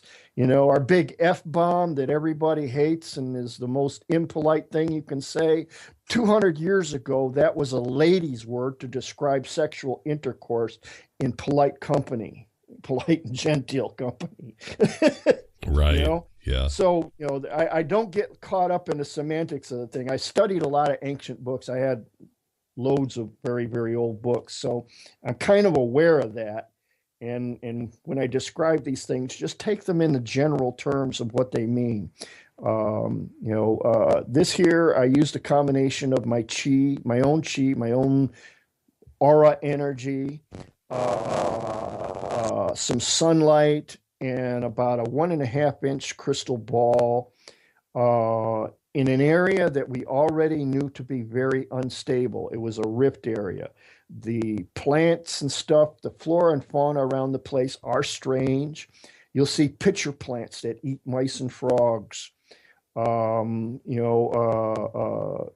Big, good size, carnivorous plants, and nothing extremely dangerous. It is at night, but so I mean, it is a strange area to begin with, and these are the areas to explore for rifts and stuff. They will be areas that are a little bit different than the area around them. There's plants and stuff that just don't exist anywhere else. Now, we have a spring near here. We took some pictures of Bradford Springs Hotel, the old ruins and stuff. And we got some orb activity. But there used to be a spring, a healing spring that Indians used to bring, Native Americans used to bring their sick and their wounded to for healing back before this settler bought the place and built a hotel on it and a resort kind of thing. The thing only lasted about 20 years before it got burned to the ground, but it has an interesting history behind it. But there's flora and fauna around that spring that don't exist anywhere else. To me, that says that place is a rift area. This place that you're seeing in the picture, it's not that area, but it's a very similar rift area. For those of you that might live in the Rochester area, this is down by Mendon Ponds by an area called the Devil's Bathtub. And this was done on a summer solstice of, I think, 93, 94, somewhere thereabouts. And I opened this veil, and according to my Druid's wheel, that's when the veil is thinnest to the realm of Gwynedd. That's where it's a higher spiritual realm, where fairies, light beings, where the Sidhe moved to when they left Ireland and England because the humans drove them out. That's where they live, and that's what I opened up. And we expected to see fairies in that. Actually, I was hoping to walk through it and take the kids through, spend an hour or so there. But I managed to get it open. It just kind of blew me away. The energy that came out of this kind of dazed me. It didn't hurt me. It just dazed me. And there was these lights shooting around the forest, and that was the little ones you see caught on the camera there. Mm-hmm. We had the negative analyzed by a photo expert, and he took and he blew it up. The picture of Sundog there, we have a blow up of that. That's taken right off the negative. He scanned that right off the negative. Guess what? We actually have that one here. Yeah, it might be the next one, that was scanned right off the negative. And when he described that, now he didn't want to say there was fairies. This is not a sundog caught on a shutter or anything like that, because you'll see an octagonal shape or a square shape, depending on the shape of the shutter of your camera. It'll be, symmetrical octagon or something like that. This is obviously not an octagon. You're looking at a winged creature. Actually, he's raising something over his head and chasing a smaller red creature. I can see that. I can see the red, and I can see him actually lifting something up. Making contact, yeah. And so he described it. He says you have object A, which is so many meters from the camera. That's the little red imp. Object B, which is also so many meters a little bit further. I'm in focus. The camera is focused on me. This is a physical object out of focus because it is a physical object about a meter closer to the camera than me. You can see the light from it is on my pant leg. It's, this is not a Photoshop or anything, odd. It is affecting me. In fact, it's affecting the creature in front of it, because you'll notice its aura took on some of that reddish hue. Yep. From the cringing imp. Now, on this winter solstice, I opened a plane into a noon. However, something red like that come up and went into my crystal, burned my fingers, and my crystal blew up. Oh my God. Broke into several shards, and I actually burned my fingers. And that was a critter, that little red imp or something like it from a noon. This particular rift opened up into Gwynedd. And, as you look on Book Ricks and find that story, what you see is an account of what we actually did that day and what we were planning, and what happened. And Sundog kind of shows up still off and on to this day. We kind of became friends. He thought of me then as a big jerk, a wizard definitely, but a jerk, because he was chasing this thing in his own realm, and I opened up the curtain and they ended up here. And it wasn't particularly happy about it. This is not an upgrade from where he lives. Right. Now, what year was the picture taken? Around 93, 94, right on the summer solstice. Okay. And now what happened to the imp that he was chasing through there? Did he get away? Was he banished back to where he was? He got away, and he showed up when I opened up the rift that winter solstice, right, into a noon, and evidently he made the entry through my crystal, which, like I say, heated up. It actually physically burned my fingers and shattered. I used some of the pieces for a staff that I made for a friend, Tom Steffenhagen. He's passed on now, but it was something to hand down to his family. Lots of gems and stuff in it, and it was like a lightning struck cherry branch, wild cherry, and I filled it full of crystals. And we used to call it the Phoenix Eye crystal because it had a flaw. If you looked into the center of the crystal, it started out as a dark quartz, but when I cleared it, it became a clear quartz. But if you looked inside, it looked like there was a phoenix rising from a fire. So we called it the Phoenix Eye. Right on.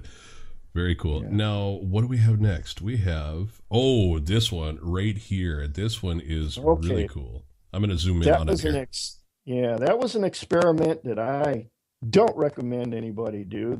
I was trying my darndest to manifest my own chi. And basically I put way too much of it outside of my body to get that glow. And I became very, very vulnerable, and I got very, very sick for some days after that. I mean, deathly sick. Cambodian friend came over and performed some technique he calls Quan Sing. It's as near as I could pronounce it, using a coin and some balm and stuff like that, and dragging it across the meridians of my body.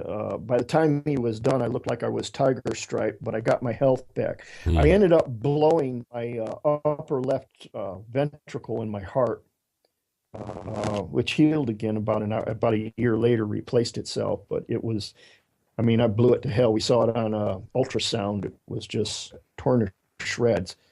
But that was from, I had a virulent fever and everything for a couple of days after that. But that was me just trying to bring that all. We had just come back, my wife and I had just come back from, we went to a concert at the Eastman Theater.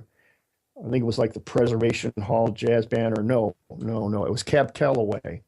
And we just got back. Melanie was in the backyard with the camera, and it's kind of like, okay, let's do this. And I kind of stopped for a while, and I start drawing up energy and pushing my chi out through my hands, and pushing and pushing and pushing and pushing and pumping more into it. And I got very, very intense about this. I figured I'm getting ready to go to bed anyway, so if it tires me out, no big deal. But it was a big deal. Oh, but yeah. It tired you out, yeah. We do experiments, and sometimes those experiments kind of hurt you. Right, exactly. You know what? Just going back a couple of pictures really quick. Where is it do you feel that our soul actually resides in the body? Is it sitting up physically in the head? No, it's not in the head. Solomon said that the spirit of a man is the candle of the Lord. It lighteth the innermost parts of the body. It tends to center itself when it's at rest in your 10-10. It's an area into the core of your body, about a couple inches below your navel. That's where it rests at. Now it moves up. Now there's a trick that I do. Well, it's not really a trick, but I do it with a lot of my students. We'll get into a square horse stance, and your feet are parallel to your hips, about shoulders width apart. Sometimes a little more than what you are, but they're in a straight line. Okay, and from the front, we'll try to push you over.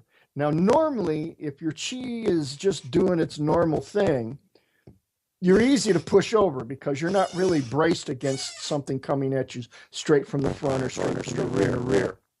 See, you'd be easy to push over unless you move your feet. All right, but if you keep your feet planted in that square horse. Now, if your chi centers down into your 10-10 and you try to push over, it's like trying to push over a mountain. It don't happen because your center of gravity tends to drop with it. Now, sometimes I get students to say, I got it. And it's like, you can't push me over.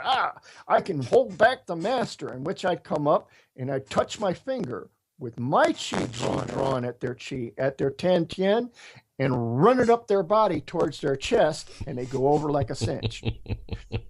Because I just raised their chi while they were trying to center it. I brought it back up, poof, pushed them over. They're top heavy, and over they go. But that's where it tends to reside. Okay. But like I say, it permeates your whole body. Your aura extends even beyond your body.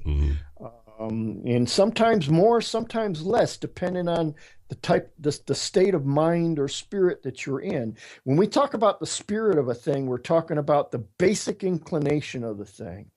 Some people are basically aggressive. Some people are basically passive. That's their spirit. When we talk about the spirit of a thing, we're talking about the heart of a matter.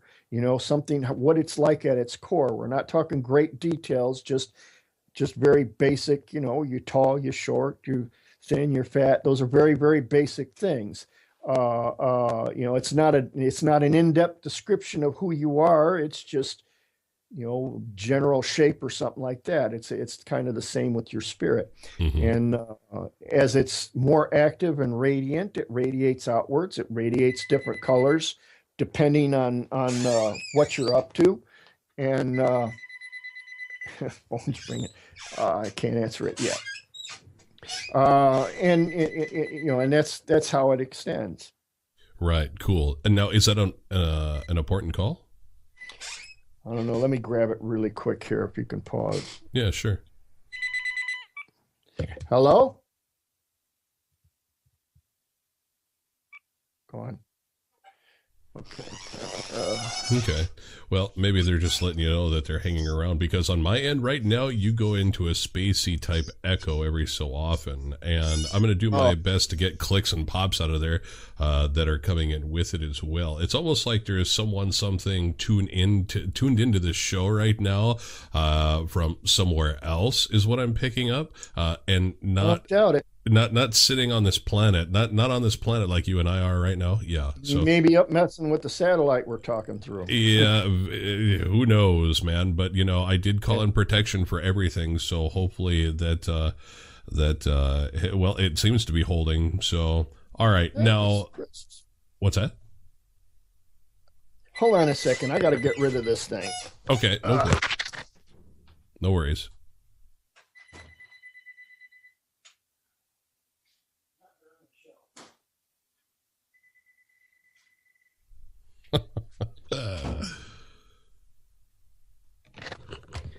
Okay, I'm back. Sorry. All right, welcome back. Well, I'm just going to go ahead and leave this in the in the audio, man, because this is live as it's happening. So. Okay. Oh, look, we got the orbs. Yeah. Now let me zoom in on these while you say a little something about this pick.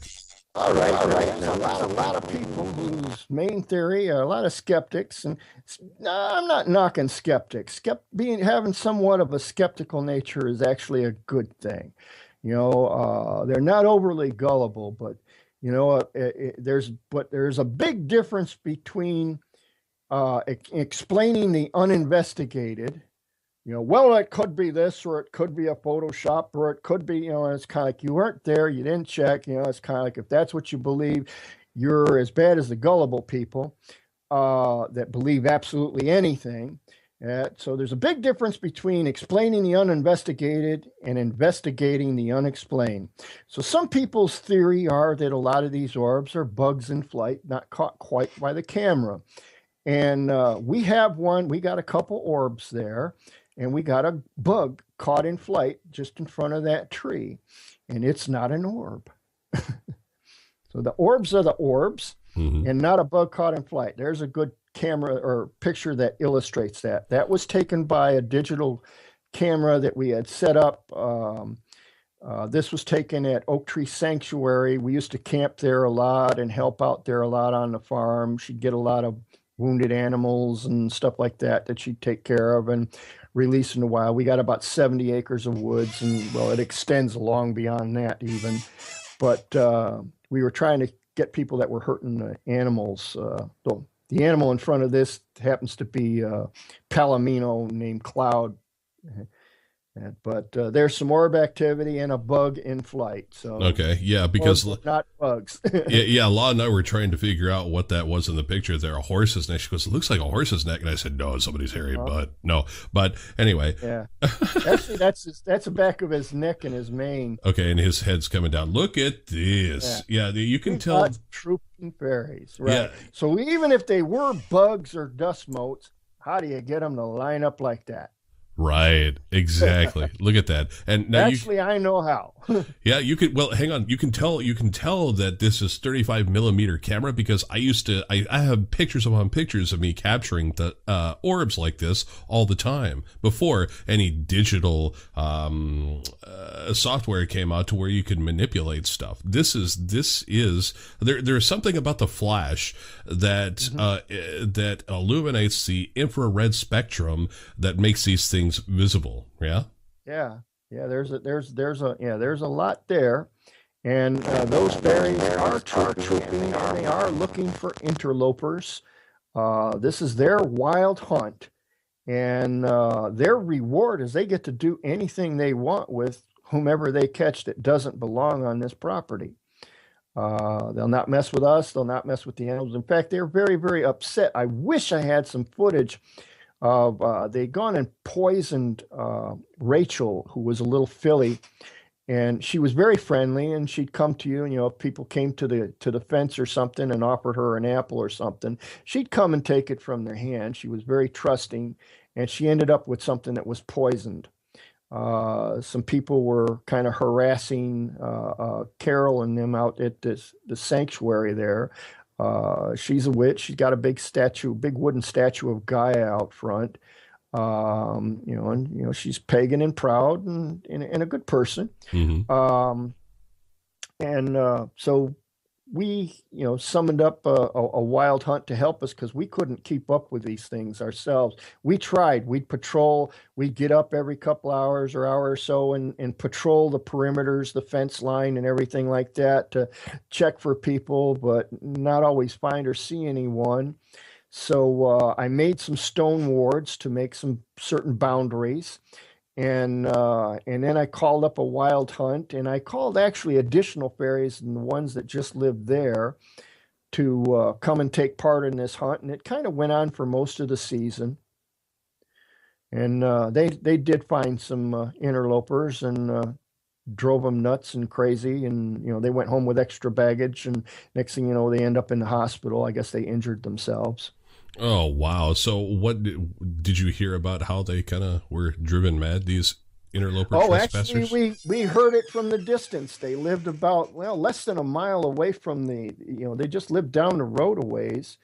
And we could hear them partying that night. They had the music up loud. You could hear it even way away. Like I said, we're just under a mile away, a little more than half a mile, somewhere maybe about 3/4 of a mile down the road.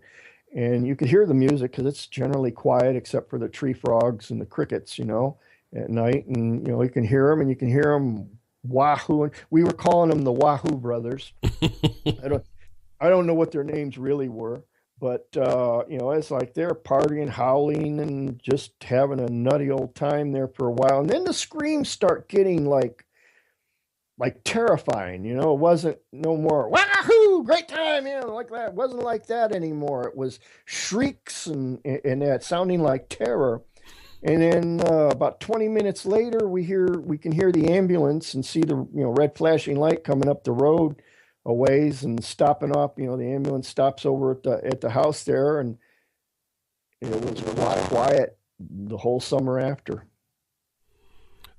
Took somebody away somehow, but it was quiet, and That's interesting. that's what we wanted. They weren't messing with us or the animals anymore. Wow. Called in the fairies, Wahoo, and then starts screaming. A period of time where a certain influence or influences is brought to bear to accomplish a desired goal. Right. In this case, the desired goal was to get the interlopers that were harassing and poisoning and injuring the animals for funsies. Yeah, right. Well, they got their just desserts, didn't they?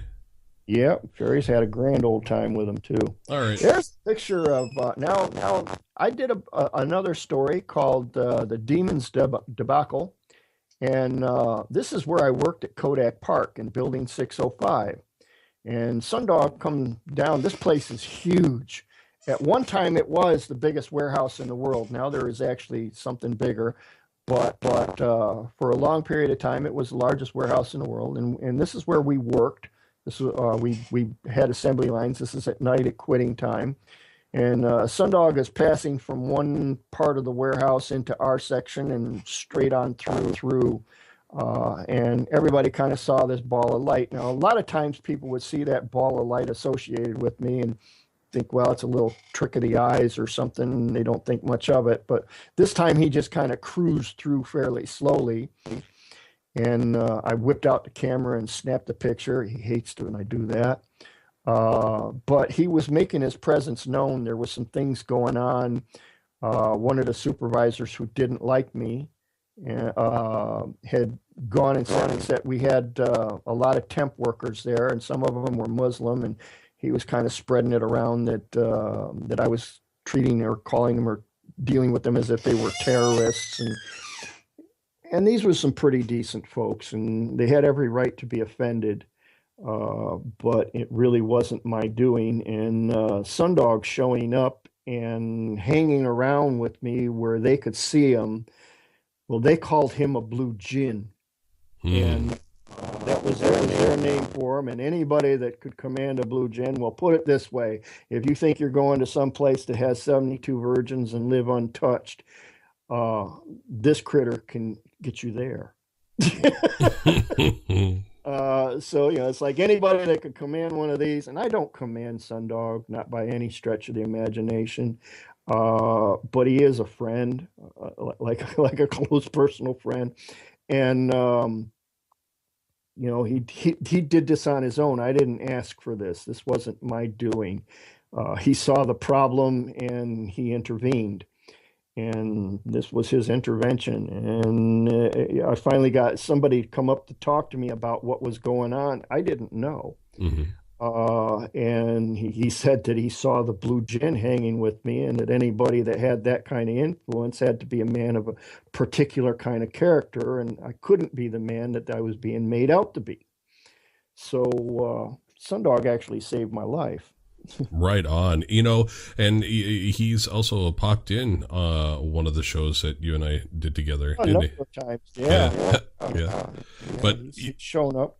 Yeah, now you can tell this is taken on film camera, right? This is film. And then there's one. Actually, they gave me the film right there in Kodak. Sometimes when you do something unusual or really great, they give you a gift of some film or a camera or something like that. And we were doing some rather unusual things rather regularly there. Now that's physically there. It is there. They're watching it. They're watching it go by. So everybody's kind of checking them out. Yeah. Now it looks like there's one down here. It's kind of like, what the hell is that, as far as they're concerned? But right. Yes, more orb activity. But the brighter one is Sundog. He's He's kind of a higher order of those deals. Well, let's see here. I think the next one just might be Sundog himself, live and in living color. Nope. Okay, he's coming up. So we have. Well, there I am walking down a trail. Actually, you see the staff is awesome wisdom. Yep. But I have a freaking parade of orbs following me. This trail, when I was about 12 years old, I did my first wild hunt.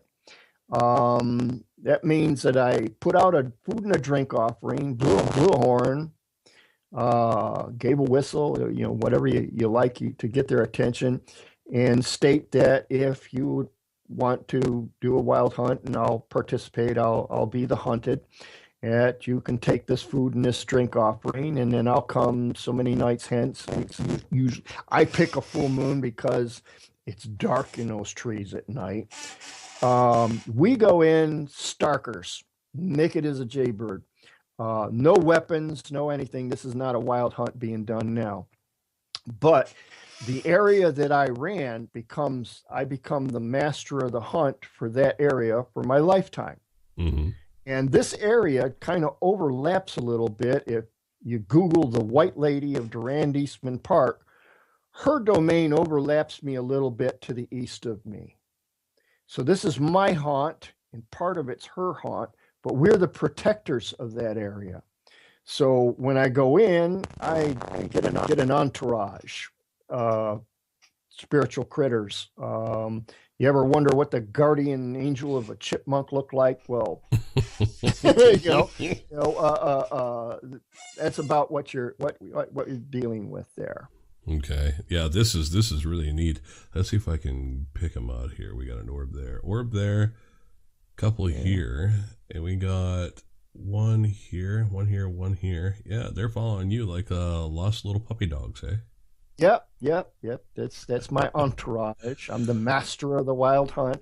They chased me that night. Now here, this is where we call Kedron. You'll hear Melanie mention it. This is where my kids kind of grew up and got trained in woodcraft and martial arts and everything else. Mm-hmm. And on my birthday, on the eve of Lunasa every year, I come. Now this stream flows northward towards Lake Ontario through these woods. And I brought awesome wisdom with me, and I asked for permission to make a crossing. There was a rift or something that was opened that this critter opened for me. He was the guardian of it. And when I got across, I was no longer, as they say in Kansas, or in this case, Rochester or Irondequoit, New York. I was in Gwinnett, and I'd attend what we call summer court, where a great number of different types of spiritual beings and stuff congregate for court. And we discuss, well, in my case, because it's my birthday, it's my new year. We discuss what happened the last year, the places I goofed up, the places I did well in, the things we want to improve for the next year, or the things I want to focus on. And because I belong. You say you're a child of the universe, no less than the trees and the stars. You have a right to be here. This is me being such a child at Danu. I belong. I serve a purpose. I'm part of the family. I relate with all of it because we are all related and all family. And that's me just about to make that crossing. And generally everybody knows in my family or related or hangs around my family. On my birthday, I cannot be found, no matter what you try, because I'm not in this world for a good part of the day. I usually come back in the evening and we'll have maybe a little, I don't like cake. We'll have pie and ice cream or something. And, not a big birthday celebration. My birthday gets spent in court. Not a bad court either. It's rather a beautiful court. Well, explain to folks what takes place, really. Well, in fairy lore, they have like the Seelie and the Unseelie courts, but that's in a certain area, more closer to where you're at. But there's courts here. There's domains everywhere across the earth. The Native Americans relate to them in certain ways. And in this particular area and domain, this is kind of where I grew up. Even as a boy, I ran my first wild hunt where my children grew up and played in this stream. My grandsons played in this stream when they were little. There's white clay a little further on. We practice our wood lore, our craft. But in the court, it's like a fairy court. Mother Danu, Mother Nature, presides. The White Lady of Duran, her domain is, well, it kind of this borders what's on my left hand or the right side of the picture. Part of her domain kind of borders this. And when I was younger, if she was in the court, she does not like human males. If you read the legends about her, you Google it and that, you're going to find out that generally she deals with guys that are somewhat predators. Well, I'm not a predator. I'm the guardian of this area. And it took a few years before that settled in. She didn't like males. So I couldn't attend court while she was in there. I had to wait just somewhere outside of that until I was summoned. When she left, I could come in. Now, as of the time this picture was taken, and actually about a decade or so before then, I became well known as the guardian of my area and a good guardian and a good man. And she don't have no problem with me no more. She can manifest, and I'm not in trouble. I'm not in danger. She doesn't hate me. She accepts me. It takes years sometimes to build up a relationship with some of these kinds of spirits. That's why that unbroken will and word are important. Mm-hmm. They know when you say or your inclination, even your spiritual inclination, your will is strong, that you're going to be this kind of man. I made a pact. I'm not going to hunt as long as I could pick up my chicken or my beef or something at the grocery store. I wasn't going to harass the wildlife for anything. I was going to be their protector. And having said so and done so, I could sit down in these woods and sit around a herd of deer, or the foxes would come and play around me, and the raccoons, and they treat me as if I was, well, I am a part of the ecosystem there. Mm-hmm. So that court would be. You'd see a lot of these critters, but in Gwynedd, you see them more than just orbs. Some of them are a bit anthropomorphic, and some of them don't look like anything remotely human. Dryads are spirits that dwell in some of these trees, not every tree.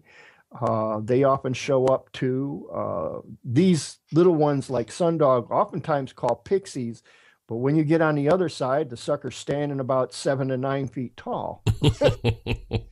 and looks very intimidating, not so cutesy anymore. But we all interrelate. We all have our relationship. There's certain rules that kind of bind us. There's a rule that I never subscribe to that they call the Pact of Silence, which means that if you don't know anything about these critters, you're not supposed to know. But that's part of the warlock paradigm. I don't have nothing to do with that. So basically, you're not supposed to take pictures. You're not supposed to expose their existence to other people. Sundog gets very upset with that. Less so these days than he used to. But he would oftentimes do things when I publish his picture and zap my printer, or electrical things around the house would just kind of go on the fritz for no apparent reason. Or you'd see this blue spark fly into him, and then it wouldn't work anymore. And that was Sundog paying me back for something.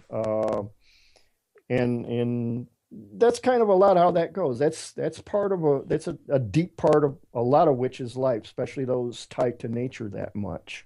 Right. Can you tell us a little bit about how the printer, he messed with your printer and turned the heads around or something on the inside? You brought it up once. I had, this was back in the early 90s, just when we first met Sundog, and we got that picture and we posted that, and I uploaded it to my local bulletin board and basically told my friends on the Paranormal Network that it was there, and people were calling our bulletin board from all over the world to upload this picture. So it is out and around. And has been since then. And Sundog was very, very upset about this. So I had bought this brand new Panasonic printer, 24 pin. Back at the time, that was like state of the art. It's kind of humorous to speak about now. And I had a friend over, well, he's passed on. His name was Steve Tansky. He was a Wiccan. And I had about 5 or 6 pages of some stuff to print out for him. And I printed it out. And we were getting towards the last page, and this little blue spark comes flying through the house, goes right into the printer, and it stops. And it's kind of like, okay, I didn't even have the thing a week. So I took it back to the place that I bought it from. It was called Herc something. It was on West Ridge Road at the time.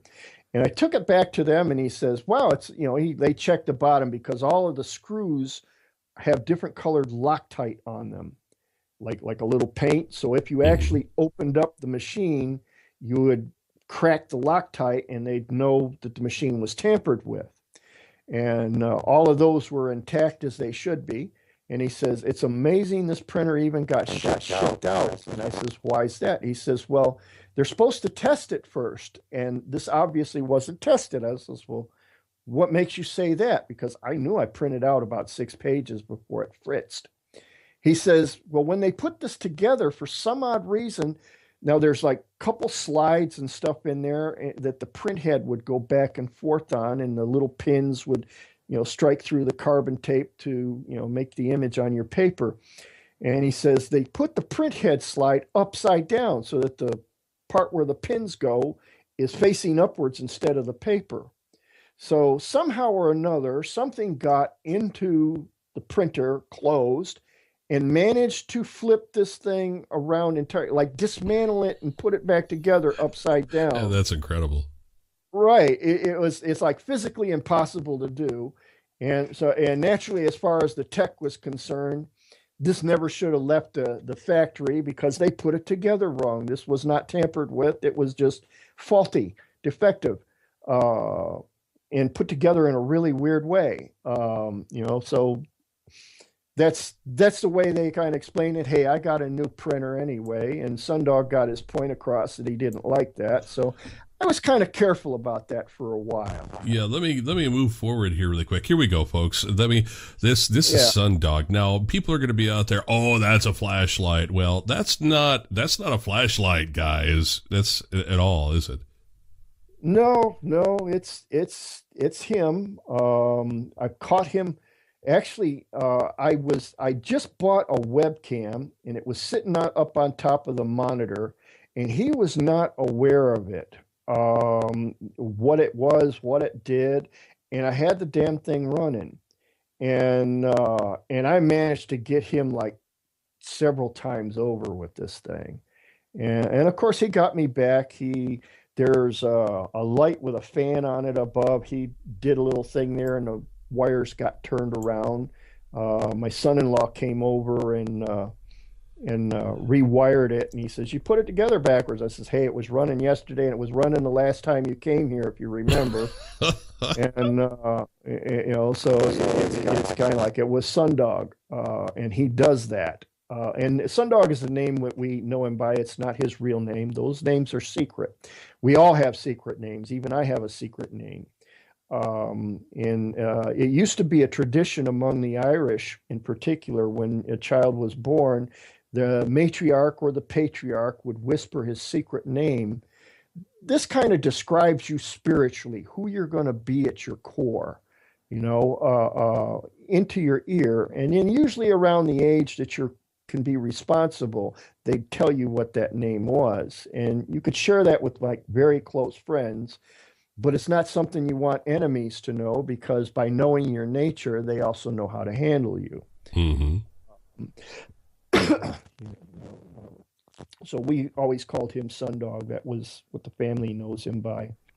Well, he is glowing an exceptional color of blue, literally. I mean, you can see him lighting up your face, for crying out loud. He's there.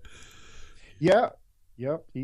And the kids, back when we first met him, would find him. He would go buzzing into the house before I got home from work, and that's how they knew Daddy was near. Right. So they'd start behaving a little bit more. That's cool. Kids. How long did it take for you to basically build a relationship with him, though?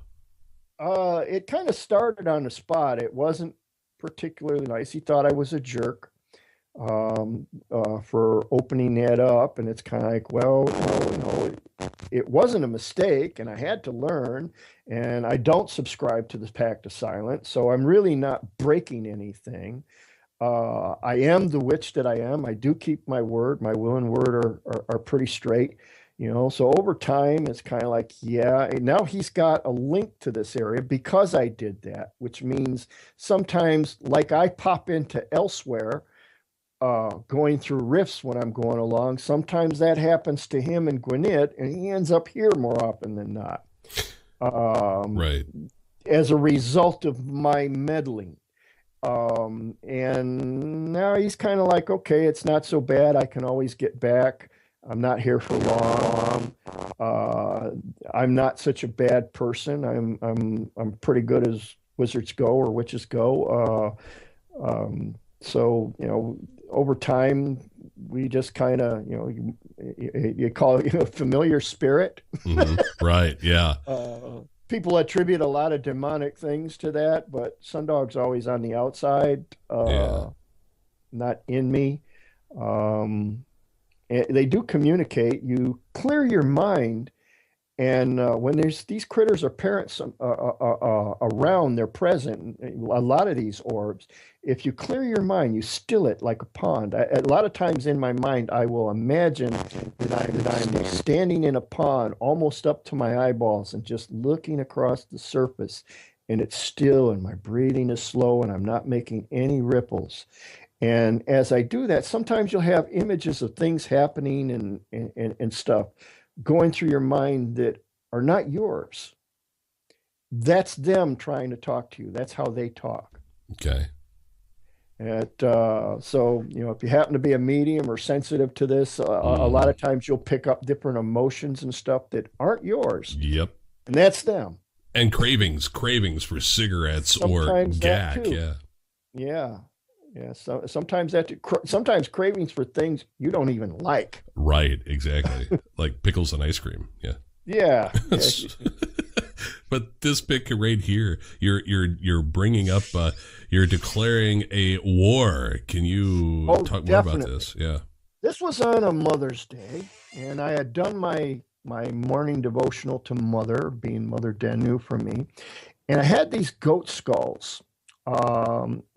This is a farm, and critters kind of come and go, and I took their skulls. I didn't take them from the living animal, but I painted the worshipers of Baphomet are very fond of this. So I needed a link to the warlocks. On each of the skull, you can't see it so well.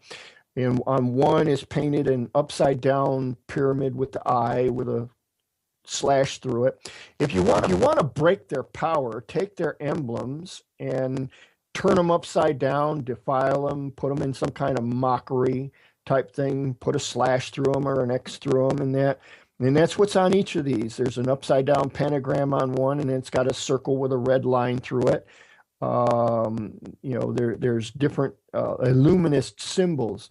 So I put those on the goat skulls, and I sprinkled out some salt, and I got my crystals there, you can see, and I'm also wearing a sword. I'm dressed for war. And I'm declaring, I'm binding their power and declaring that I'm hitting back. And if you know me since that picture was taken, I've been hitting back hard every freaking chance I get. Right on, brother. Now, where did my mouse go? Come here. All right. All right. Yeah, check this out. Now, what is going on here? That was where I was actually start generating power into it. My will and my word and everything was kind of focused, and I have my athame in my hand, and it was just a little short knife. It wasn't a very long one, but I was focusing that, just kind of, this is what I think of you. This is, it's like throwing down the gauntlet. That's probably the best description for what I was doing right there. Okay. Throwing down the gauntlet for this witch war. Well, and, what kind of that things... was the result of it as far as the camera was concerned. Okay. Now, what kind of things have happened and taken place since you declared this war, aside from your health deteriorating?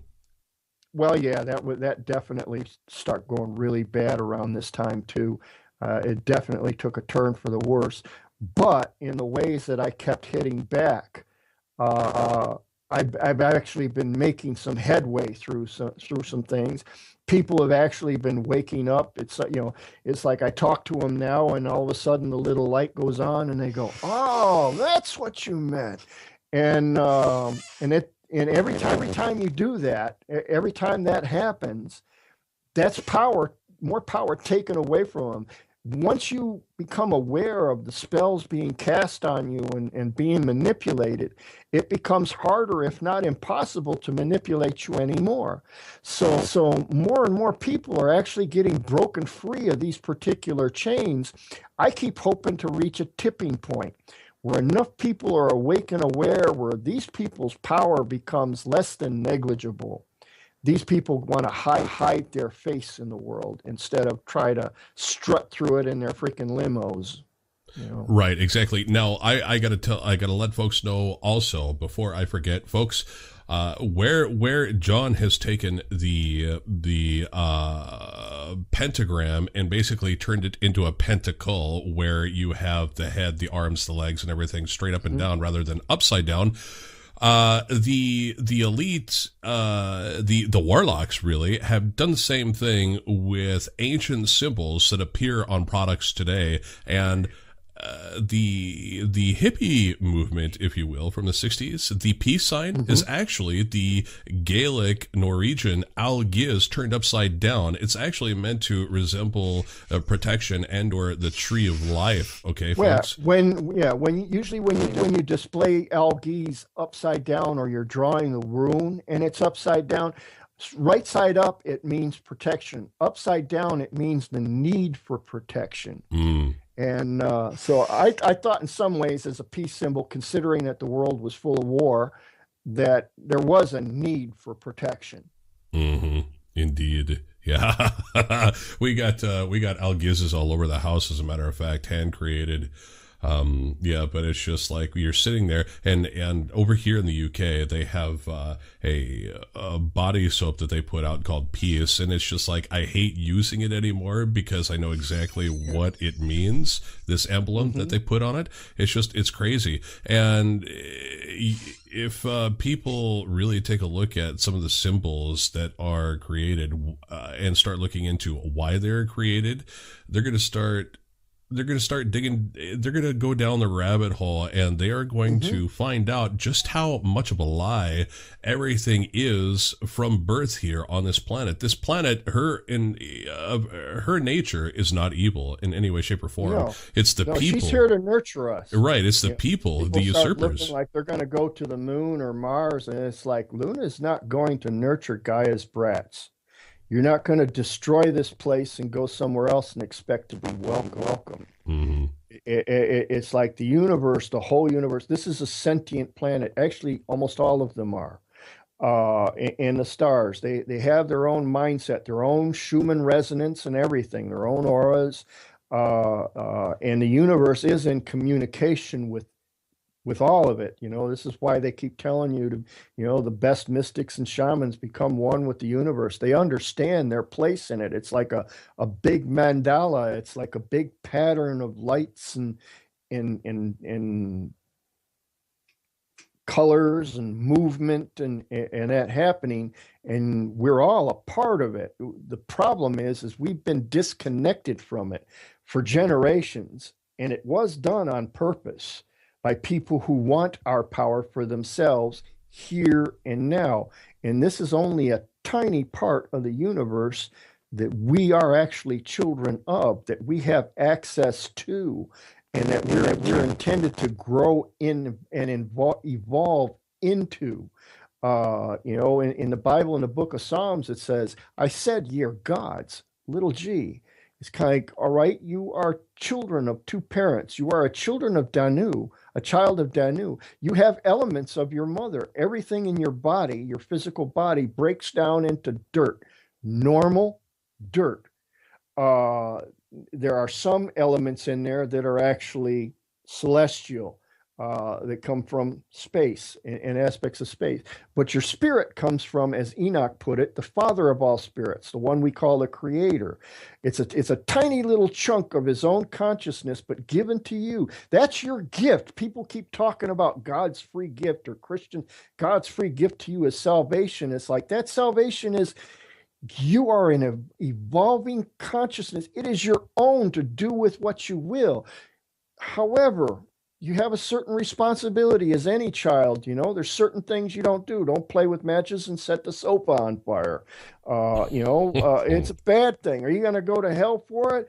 I think it's going to be bad enough what happens to you for doing it. You can do it. You do, but you shouldn't. There's reasons why you should. But evolving, you learn why. You learn what, not just what, but why.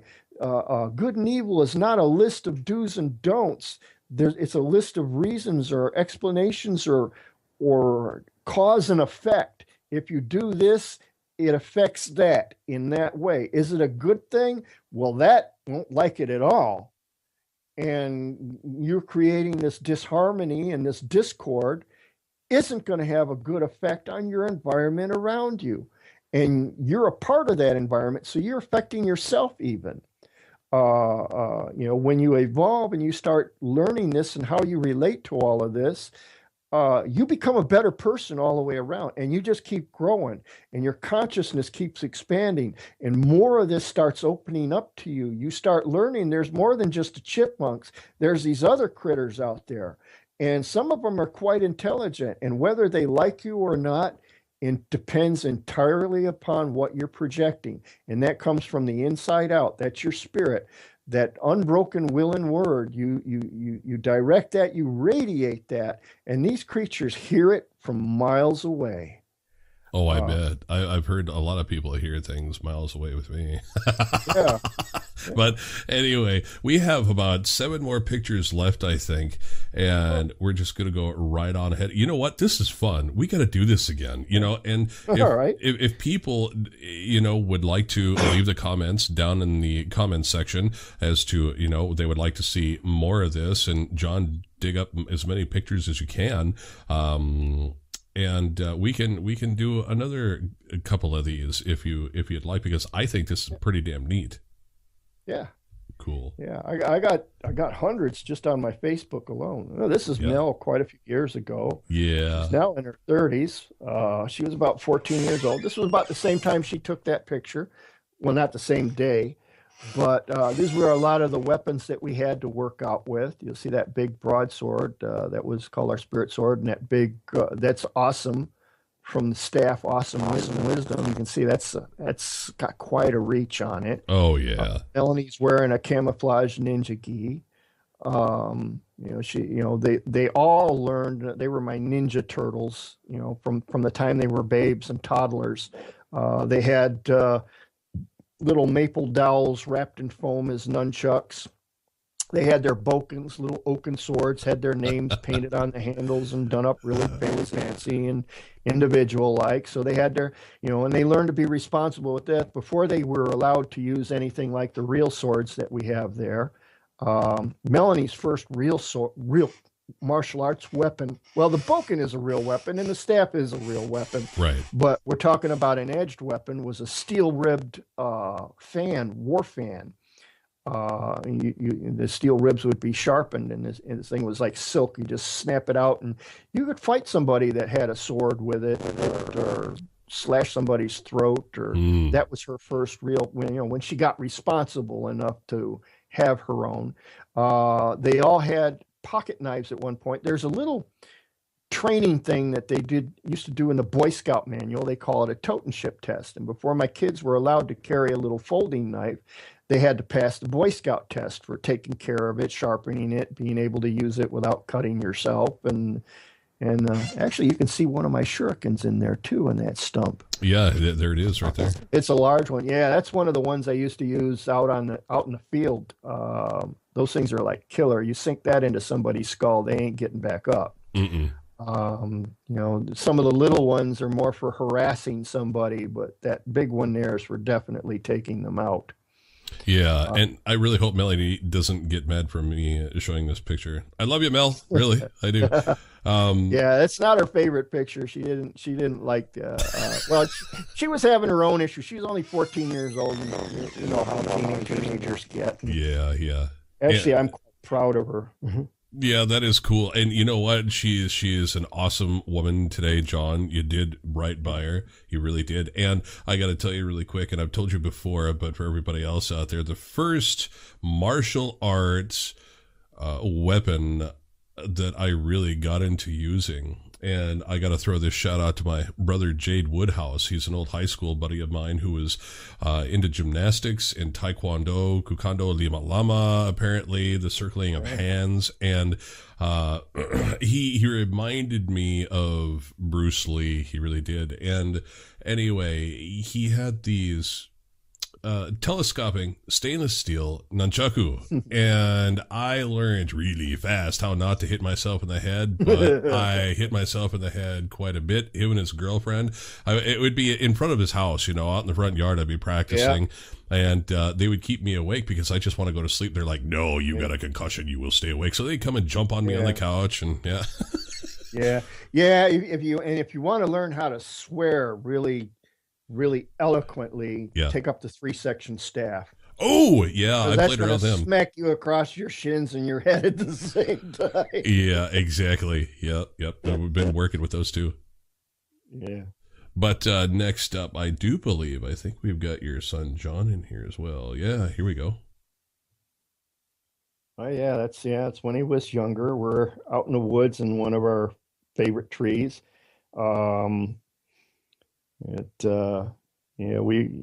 They say they were all studying since they were little. In fact, when he was like 8 years old, I think he's a little older than 8 in this picture. Like I say, I've been doing this for ages. I've been doing martial arts for over 50 years now. And I think I was in my 30s. I think I was in my 40s maybe when we took this picture.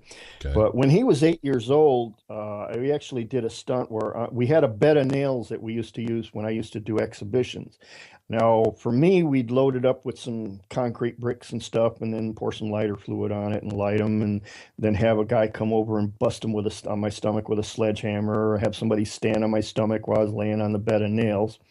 Jonathan is the youngest that I've ever known to have a brick broken over his stomach with a hammer. Not a sledgehammer, it was just a regular hammer, but it's nonetheless, it took some very hard training. You have to learn to relax across the nails. They're very sharp. It's no joke. They do hurt. The idea is you get as much skin as possible across them. The pounds per square inch, the more nails that you're in contact with, the pounds per square inch becomes less so that they won't pierce you. So you have to relax your back. It hurts, but you have to realize because I'm doing this cannot physically harm me. There's pain, but there's no physical harm. So you have to learn that little mind over matter. Now, to take a shot to the stomach or to break a brick across your stomach with anything, you have to make your stomach hard, like you did with your buddies and stuff. Yeah, punch me in the gut. Give me your best shot. You tighten up your stomach. But if you tighten up your back while you're doing it, your skin is going to go thin and those nails are going to slice you to pieces on the other side. So your back has to remain soft and pliant, and your stomach has to be hard. So it takes a lot of discipline. You have to put the pain out of your head and focus on what you're doing. And John did this at 8 years old. I've seen people in their early 20s actually get pinned to the freaking bed. So it was quite an accomplishment. But these kids were raised in it literally from the cradle. That is awesome. Hey, do you want to adopt another one? I'm kidding, kind of, sort of. Anyway, all right, what do we got next? Oh, all right, so we now find you where you're currently dwelling up there in New Hampshire. Yeah. And notice I don't look like I did in that other picture. Yeah. And to all you folks out there that, sent me the supplements and stuff like that actually reversed my ketoacidosis, this is what you did. This is what your love and your caring. It was not for nothing. It was not for no. This is what you physically accomplished. And I live another year, and I'm not in entirely very bad shape there. No, and here we go. You just made this the zip line for your grandsons, right? Oh yeah, yep. We're gonna also hang a heavy bag on that later. I gotta get one. The neat thing about heavy bag training on this is because it'll bob and it'll weave, and you hit it back toward, well, whichever direction you hit it in, it's always going to come back at you, and not always in a straight line. Right. So you learn how to hit full contact and powerfully, and you gauge how powerfully by how far this thing travels on the zip line. When you nail it, a moving object or a moving opponent. A lot of boxers will work out on a heavy bag. Hey, hold this for me. And it's like, look, nobody's going to stand there and take that abuse. You have to be able to get this sucker on the run while he's moving and land something square and hard, something to send him flying. But they also work on their ninja skills, learning to use the zip line, climb the ropes, and all that other kind of stuff. And we make a big game out of it. If I made it too hard, they wouldn't want to do it. And as long as it's a game, well, I raised my own kids that way. For a long time, they didn't even know they were having martial arts training. They were just playing Ninja Turtles. Hey, there you go. Oh, here's another one where you're it's further out. How many acres are you on out there? I think the property itself is about 25 acres, but back in there, it just opens into a national forest. Right on. God, this is... In fact, if you went straight past my back through the woods in a straight line for a couple miles, we'd end up by that Bradford Springs, about where I took those pictures of the orbs in the old hotel. Oh, really? Yeah. Do you have pictures of that old hotel where you guys ripped it, and that house as well where you ripped it, and you could see it on one side, but you couldn't see it on the other? Actually, I do have photos of it. Well, obviously not the photos of the other side, but it had changed since 1994. Okay.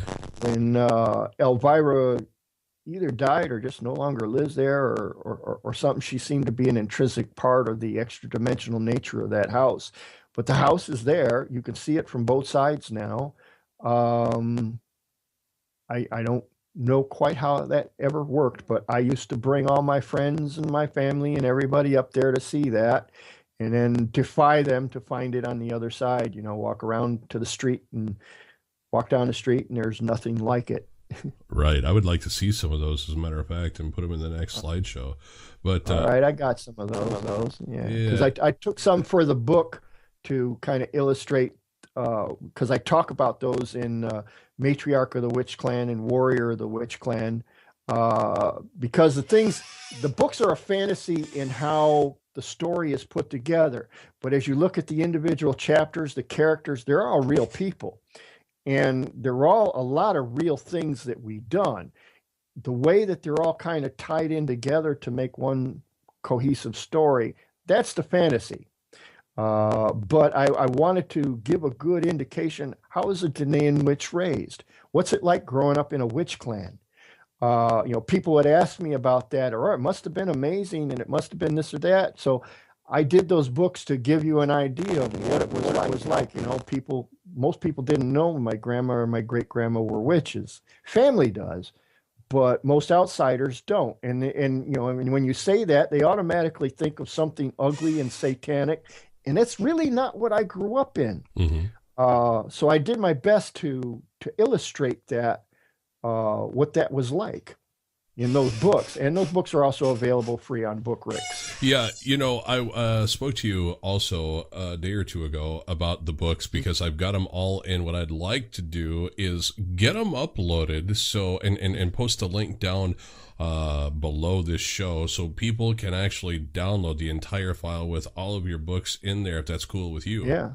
Oh, that's fine. Okay. Yeah, they're EPUB files now, which can be read on with Adobe Digital Reader. It can be read on Kindles easily enough. I think you can convert them to Well, you can convert them to a PDF. I think in Adobe Regular would read it, but Adobe Digital would read it fine. Yep.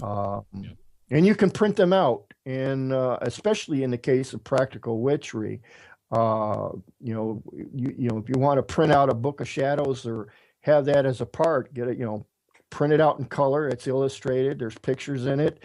Punch some holes in it. Put it in a 3-ring binder. Label it and add a few pages of your own at the end or the beginning or however you want to do it. But it has some very worthwhile information in it that will open your eyes to a lot of things. It's not an end-all book. It's a beginning book. It'll show you some amazing things. It'll give you some orders of how to perform certain high magic. Some of you are going to know more than others. Some of you are going to be more aware than others and be able to, just that little bit of information here or there is going to open up things for you that weren't always available or just out of your reach before. And I try to bring them within reach. I try to use as generic a language as I can, so that it applies to just about anybody. I had some really wonderful emails back from a fella in Iran who read the book and just connecting with his own ancestors. He says now he was reading these of his ancestors, the stuff that they wrote, some of the stories, the old Persian stories. Right. And he was thinking of them in a very mythological context, in a metaphorical context. And then he read my book, Practical Witchery, and he went back and he looked at them, and it meant something. It was so much more, and it was just opening up. And I was very, very glad for that, because that's what I really wanted to accomplish. Even if you're not a Celt or anything like that, I tried my best to write these in such a way that you could look. I mean, the things I'm telling you are true. You might have different names for different things depending on the culture you came from, but we're talking about the same things. And in this book, I try to open that up and make that understand it. And you can go back to your own family, your own stories, your own clan, and look at what you got and take a look at this and then look back at it again. And it's like, you're going to see things are just going to open up for you. A lot of things that you found difficult or even inconceivable before are going to be right at your fingertips. Yeah, and we're going to make sure that we get them out to you folks, and I will have a link down in the description section under this video on my YouTube channel where you will be able to actually download all the books in a zip file so you can check them out yourself, so you don't have to scour the internet. They'll all be found in one place. So that's good. There's about 14 of them there. Some of them, I think 3 of them are full-length novels. Some of them about 9,000, 10,000 words, a novella. Some of them 5,000 words or less, but they all illustrate some things. They can, even if you're reading them for entertainment, they're going to illustrate some things, some truths that you'll be able to see for yourself eventually. Yeah, if not right away, or if not that you've already been seeing it and just didn't know what you were looking at. Well, there you go. But what do you say about the folks who just don't recognize the magic within themselves and say it's all poppycock? Well, it's like the zombie apocalypse. There's going to be some empty people or cemented so firmly here. And that's the sad part. A lot of times you're going to find earthbound spirits. When you're out ghost hunting, sometimes the haunts that you're finding are just resonances, echoes of violent or intense things that happen there. Sometimes you come across spirits that are stuck here in the here and now because they don't believe in anything else. They never did. They never seen it, never understood it. And you are a soul. You're not just a body. So I don't care who you are. When you drop this carcass, you're still here. Where you go and how you get there and everything depends on how much you're aware of. You've been disconnected from it all. And I'm not trying to make witches out of everybody. I'm trying to make you wiser, which the Gaelic word for witch is wise. But I don't anticipate you all putting on black robes and waving sticks at things and getting all authoritarian on every little critter that comes by you. Hmm. I anticipate you learning something and learning to reconnect with exactly who you really are, not what they want to make you believe, but who you really are. You really are a powerful being. Your destiny is to grow into a much more greater and powerful being. Um, and that's what God intended for you. Um, the Creator, Mother Danu is trying her best to nurture you along, but some people are going to be earthbound, and that's kind of sad. There's so much more to reach for, but Well, we do what we can. yeah, it's like they say, you have an eternity to get to know yourself, right? Absolutely, but you should start now. Right. Don't let this paradigm that we're in distract you so much that you can't see what's real. Learn what's real about this. It's going to disillusion you about a lot of things, but it's also going to open up so many more fantastic things that you'll just want more and more of. I found this to be true for myself. It's like, yeah, I was facing death last August, and it really wouldn't have been a bad thing for me. It's a better thing that I lived and got out of that crappy place I was at. That was emergency temporary housing, so you got to know it wasn't a nice place. Oh, yeah. Hot and cold running roaches and bed bugs and everything else. Dude. And you see where I'm at now with my family, my grandsons, helping my grandsons get homeschooled here. It's a nice little house up in the mountains. This house was built in 1769, so it's a couple hundred years old. It's got very nice environment around it. I'm kind of in my element, and I'm growing stronger every day. I still have my seizures and stuff, and still have to really monitor my sugar really hard. But my daughter does a mostly Mediterranean and vegan style diet, and it's doing me good. Oh, yeah. At a 62-year-old man, I lost the muscle and I put it back on. It's not quite as firm as the stuff that I had, but we're trying to get it there. Yeah, well, you will. Seriously, you're totally in your element, and I can't wait to see pictures of the place when you're in full bloom for summer. Yeah, midsummer. Oh, so. yeah. And, much love, John, from Lady Law and I as well. We are so happy that we have been able to be a part of as well your reconnecting with your family and just everything that is taking place, because it is rough. It's rough for everybody right now, especially those who understand what's taking place and can see through all the bullshit going on this planet. But I have to ask you really quick before we hang up.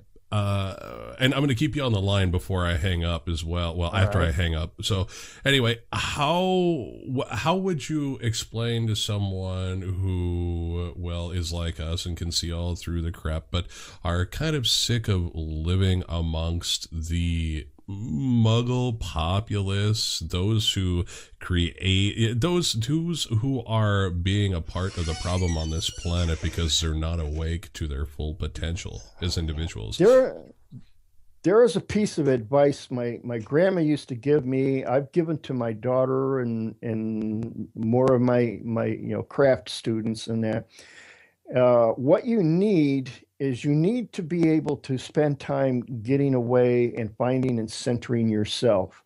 For me, it was running off into the woods. There was a lot of parks not far from where I lived when I lived back in Rochester, and that. Not so much when I was living in Watertown, but I could get away from the people. You need that ivory tower or that sylvan cottage.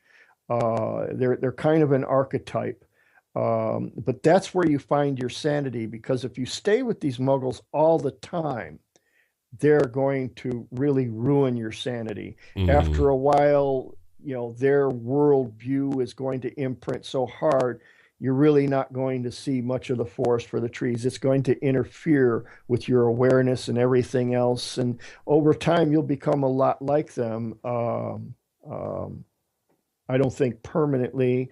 Oh But God. it'll be yeah, that would be bad, but it'll be a sad thing. You can lose your soul. You can give it to somebody else, or you can hold on to it. That's what a strong will and word does. But to be able to get yourself away from them, center yourself, draw on that energy, connect with the universe as far as you can. I am a part of this. This, not this world, the world as it is. I'm a part of the earth, Mother Danu, her, nature, the universe, God, the cosmos, the creator. I'm elements of both of these. I am a son and I behave like a son. I think like a son. I behave like a son. And I'm a son of a greater father and mother than just an earthly father or mother. If your mom or your dad weren't much to speak of, don't let that trouble you so much, because certain things in you became stronger because you had to take reign for yourself, or somebody came and helped you get through the parts that you wouldn't normally get for yourself. Be thankful for that, but connect to the greater. You are a part. You may not be a Danaan witch, but you're a part of Danu. The earth is a living, breathing, conscious, sentient being. And it's a she. She's definitely a she. She's a nurturing, feminine spirit. But there's also a creator, or a more masculine spirit. Some say it can be either. True on all counts. He's some of all of this. He permeates all of this. Every one of those atoms and stuff that are held together by one mind, one matrix, and it all comes from one place. And that's where you come from. It's what you're a part of. And you have your own free will to do whatever you want with it. But it's like me, I'm looking forward to enjoying all this. I got eternity to explore creation, to see everything there is to see, however amazing, and be a part of it and interact with it as a son. And the same is true of each of you. Remember that you are sons and daughters of something much greater. Don't let them take your power or your namesake or your birthright away. It's yours. Claim it back. They say you got a birth certificate and somebody owns you. Yeah, they like to freaking think so. And for many people, that's true, but only because they believe it's true. Mm-hmm. They give that power to them. You take yours back. Don't give a flying hoop-de-doo what numbers are on that birth certificate or anything, or who owns it or whatever. You own you. That's your gift from God Almighty and Mother Earth herself. That's your gift. Do something with it. Use it. Use it for your own ends, to grow, to nurture and cherish others. And, they say the greatest gift given to men or angels is the power to relieve suffering and bring joy. Use it. Become a part of it. That little karmic lesson, everything that you do, good or bad, comes back on you threefold. Look, if God doesn't always pay his freaking bills on the first of the month, if you do all these things, expect no reward back. And, this is karmic money in the bank. You're going to exist forever, whether you're in this body or not. This is just a shell. When you drop it, you go on. Those things that you did, you still have coming back to you, and you'll take that with you. And all the Rothschilds and Rockefellers in the world can't tax it or can't take it away. You have more power than them because you'll be able to leave this world as it is. Right. Into better. Right on. Thank you very, very much, John. And all right, so we got to do this again soon, maybe midsummer or something like that, for a part 2. You'll have more pictures amassed by then of the area, I think, if you'd like to, of course. And maybe more orb pictures. Actually, I went out a couple nights ago and took some and caught some orbs around the backyard. And like I say, there's a nice spirit to the whole place. I'm still acclimating to it all and becoming acquainted. I haven't run a wild hunt. I'm not the hunt master here, but I'm still a hunt master. Right on. Carry some weight, but not what it played in my old place. Right, understood. Well, yeah, because you're in a new place, but you're still reconnecting with the same overall spirit of the planet. So yes, yeah, yes, right that makes it. I'm still a Danaan witch. I'm still a priest of Danu or a child of Danu, and so I mean that still makes a difference. The wildlife treats me with a certain amount of respect. However, the bug slammed me the other day pretty good. Yeah, the midges or whatever they were. But, Oh, they're terrible. oh, they are up here too, really bad, especially during the summer. Down and around anything water, streams, Yeah, brooks, there's whatever. lots of bogs and that around here too. So it's like a breeding place for them. Lots of garlic, man. Eat lots of Yeah. garlic. Absolutely. Yeah, right on. All right, so everybody, this has been very groovy. I'm going to keep John on the line here, but for everybody else, the show must end. So we send out much love and much safety, much healing to everybody out there, and we will catch you on the flip side, folks. Anything you'd like to say before we head out, John? Oh, brightest blessings. Right on. Groovy. All right, everybody. We'll see you later. Bye-bye.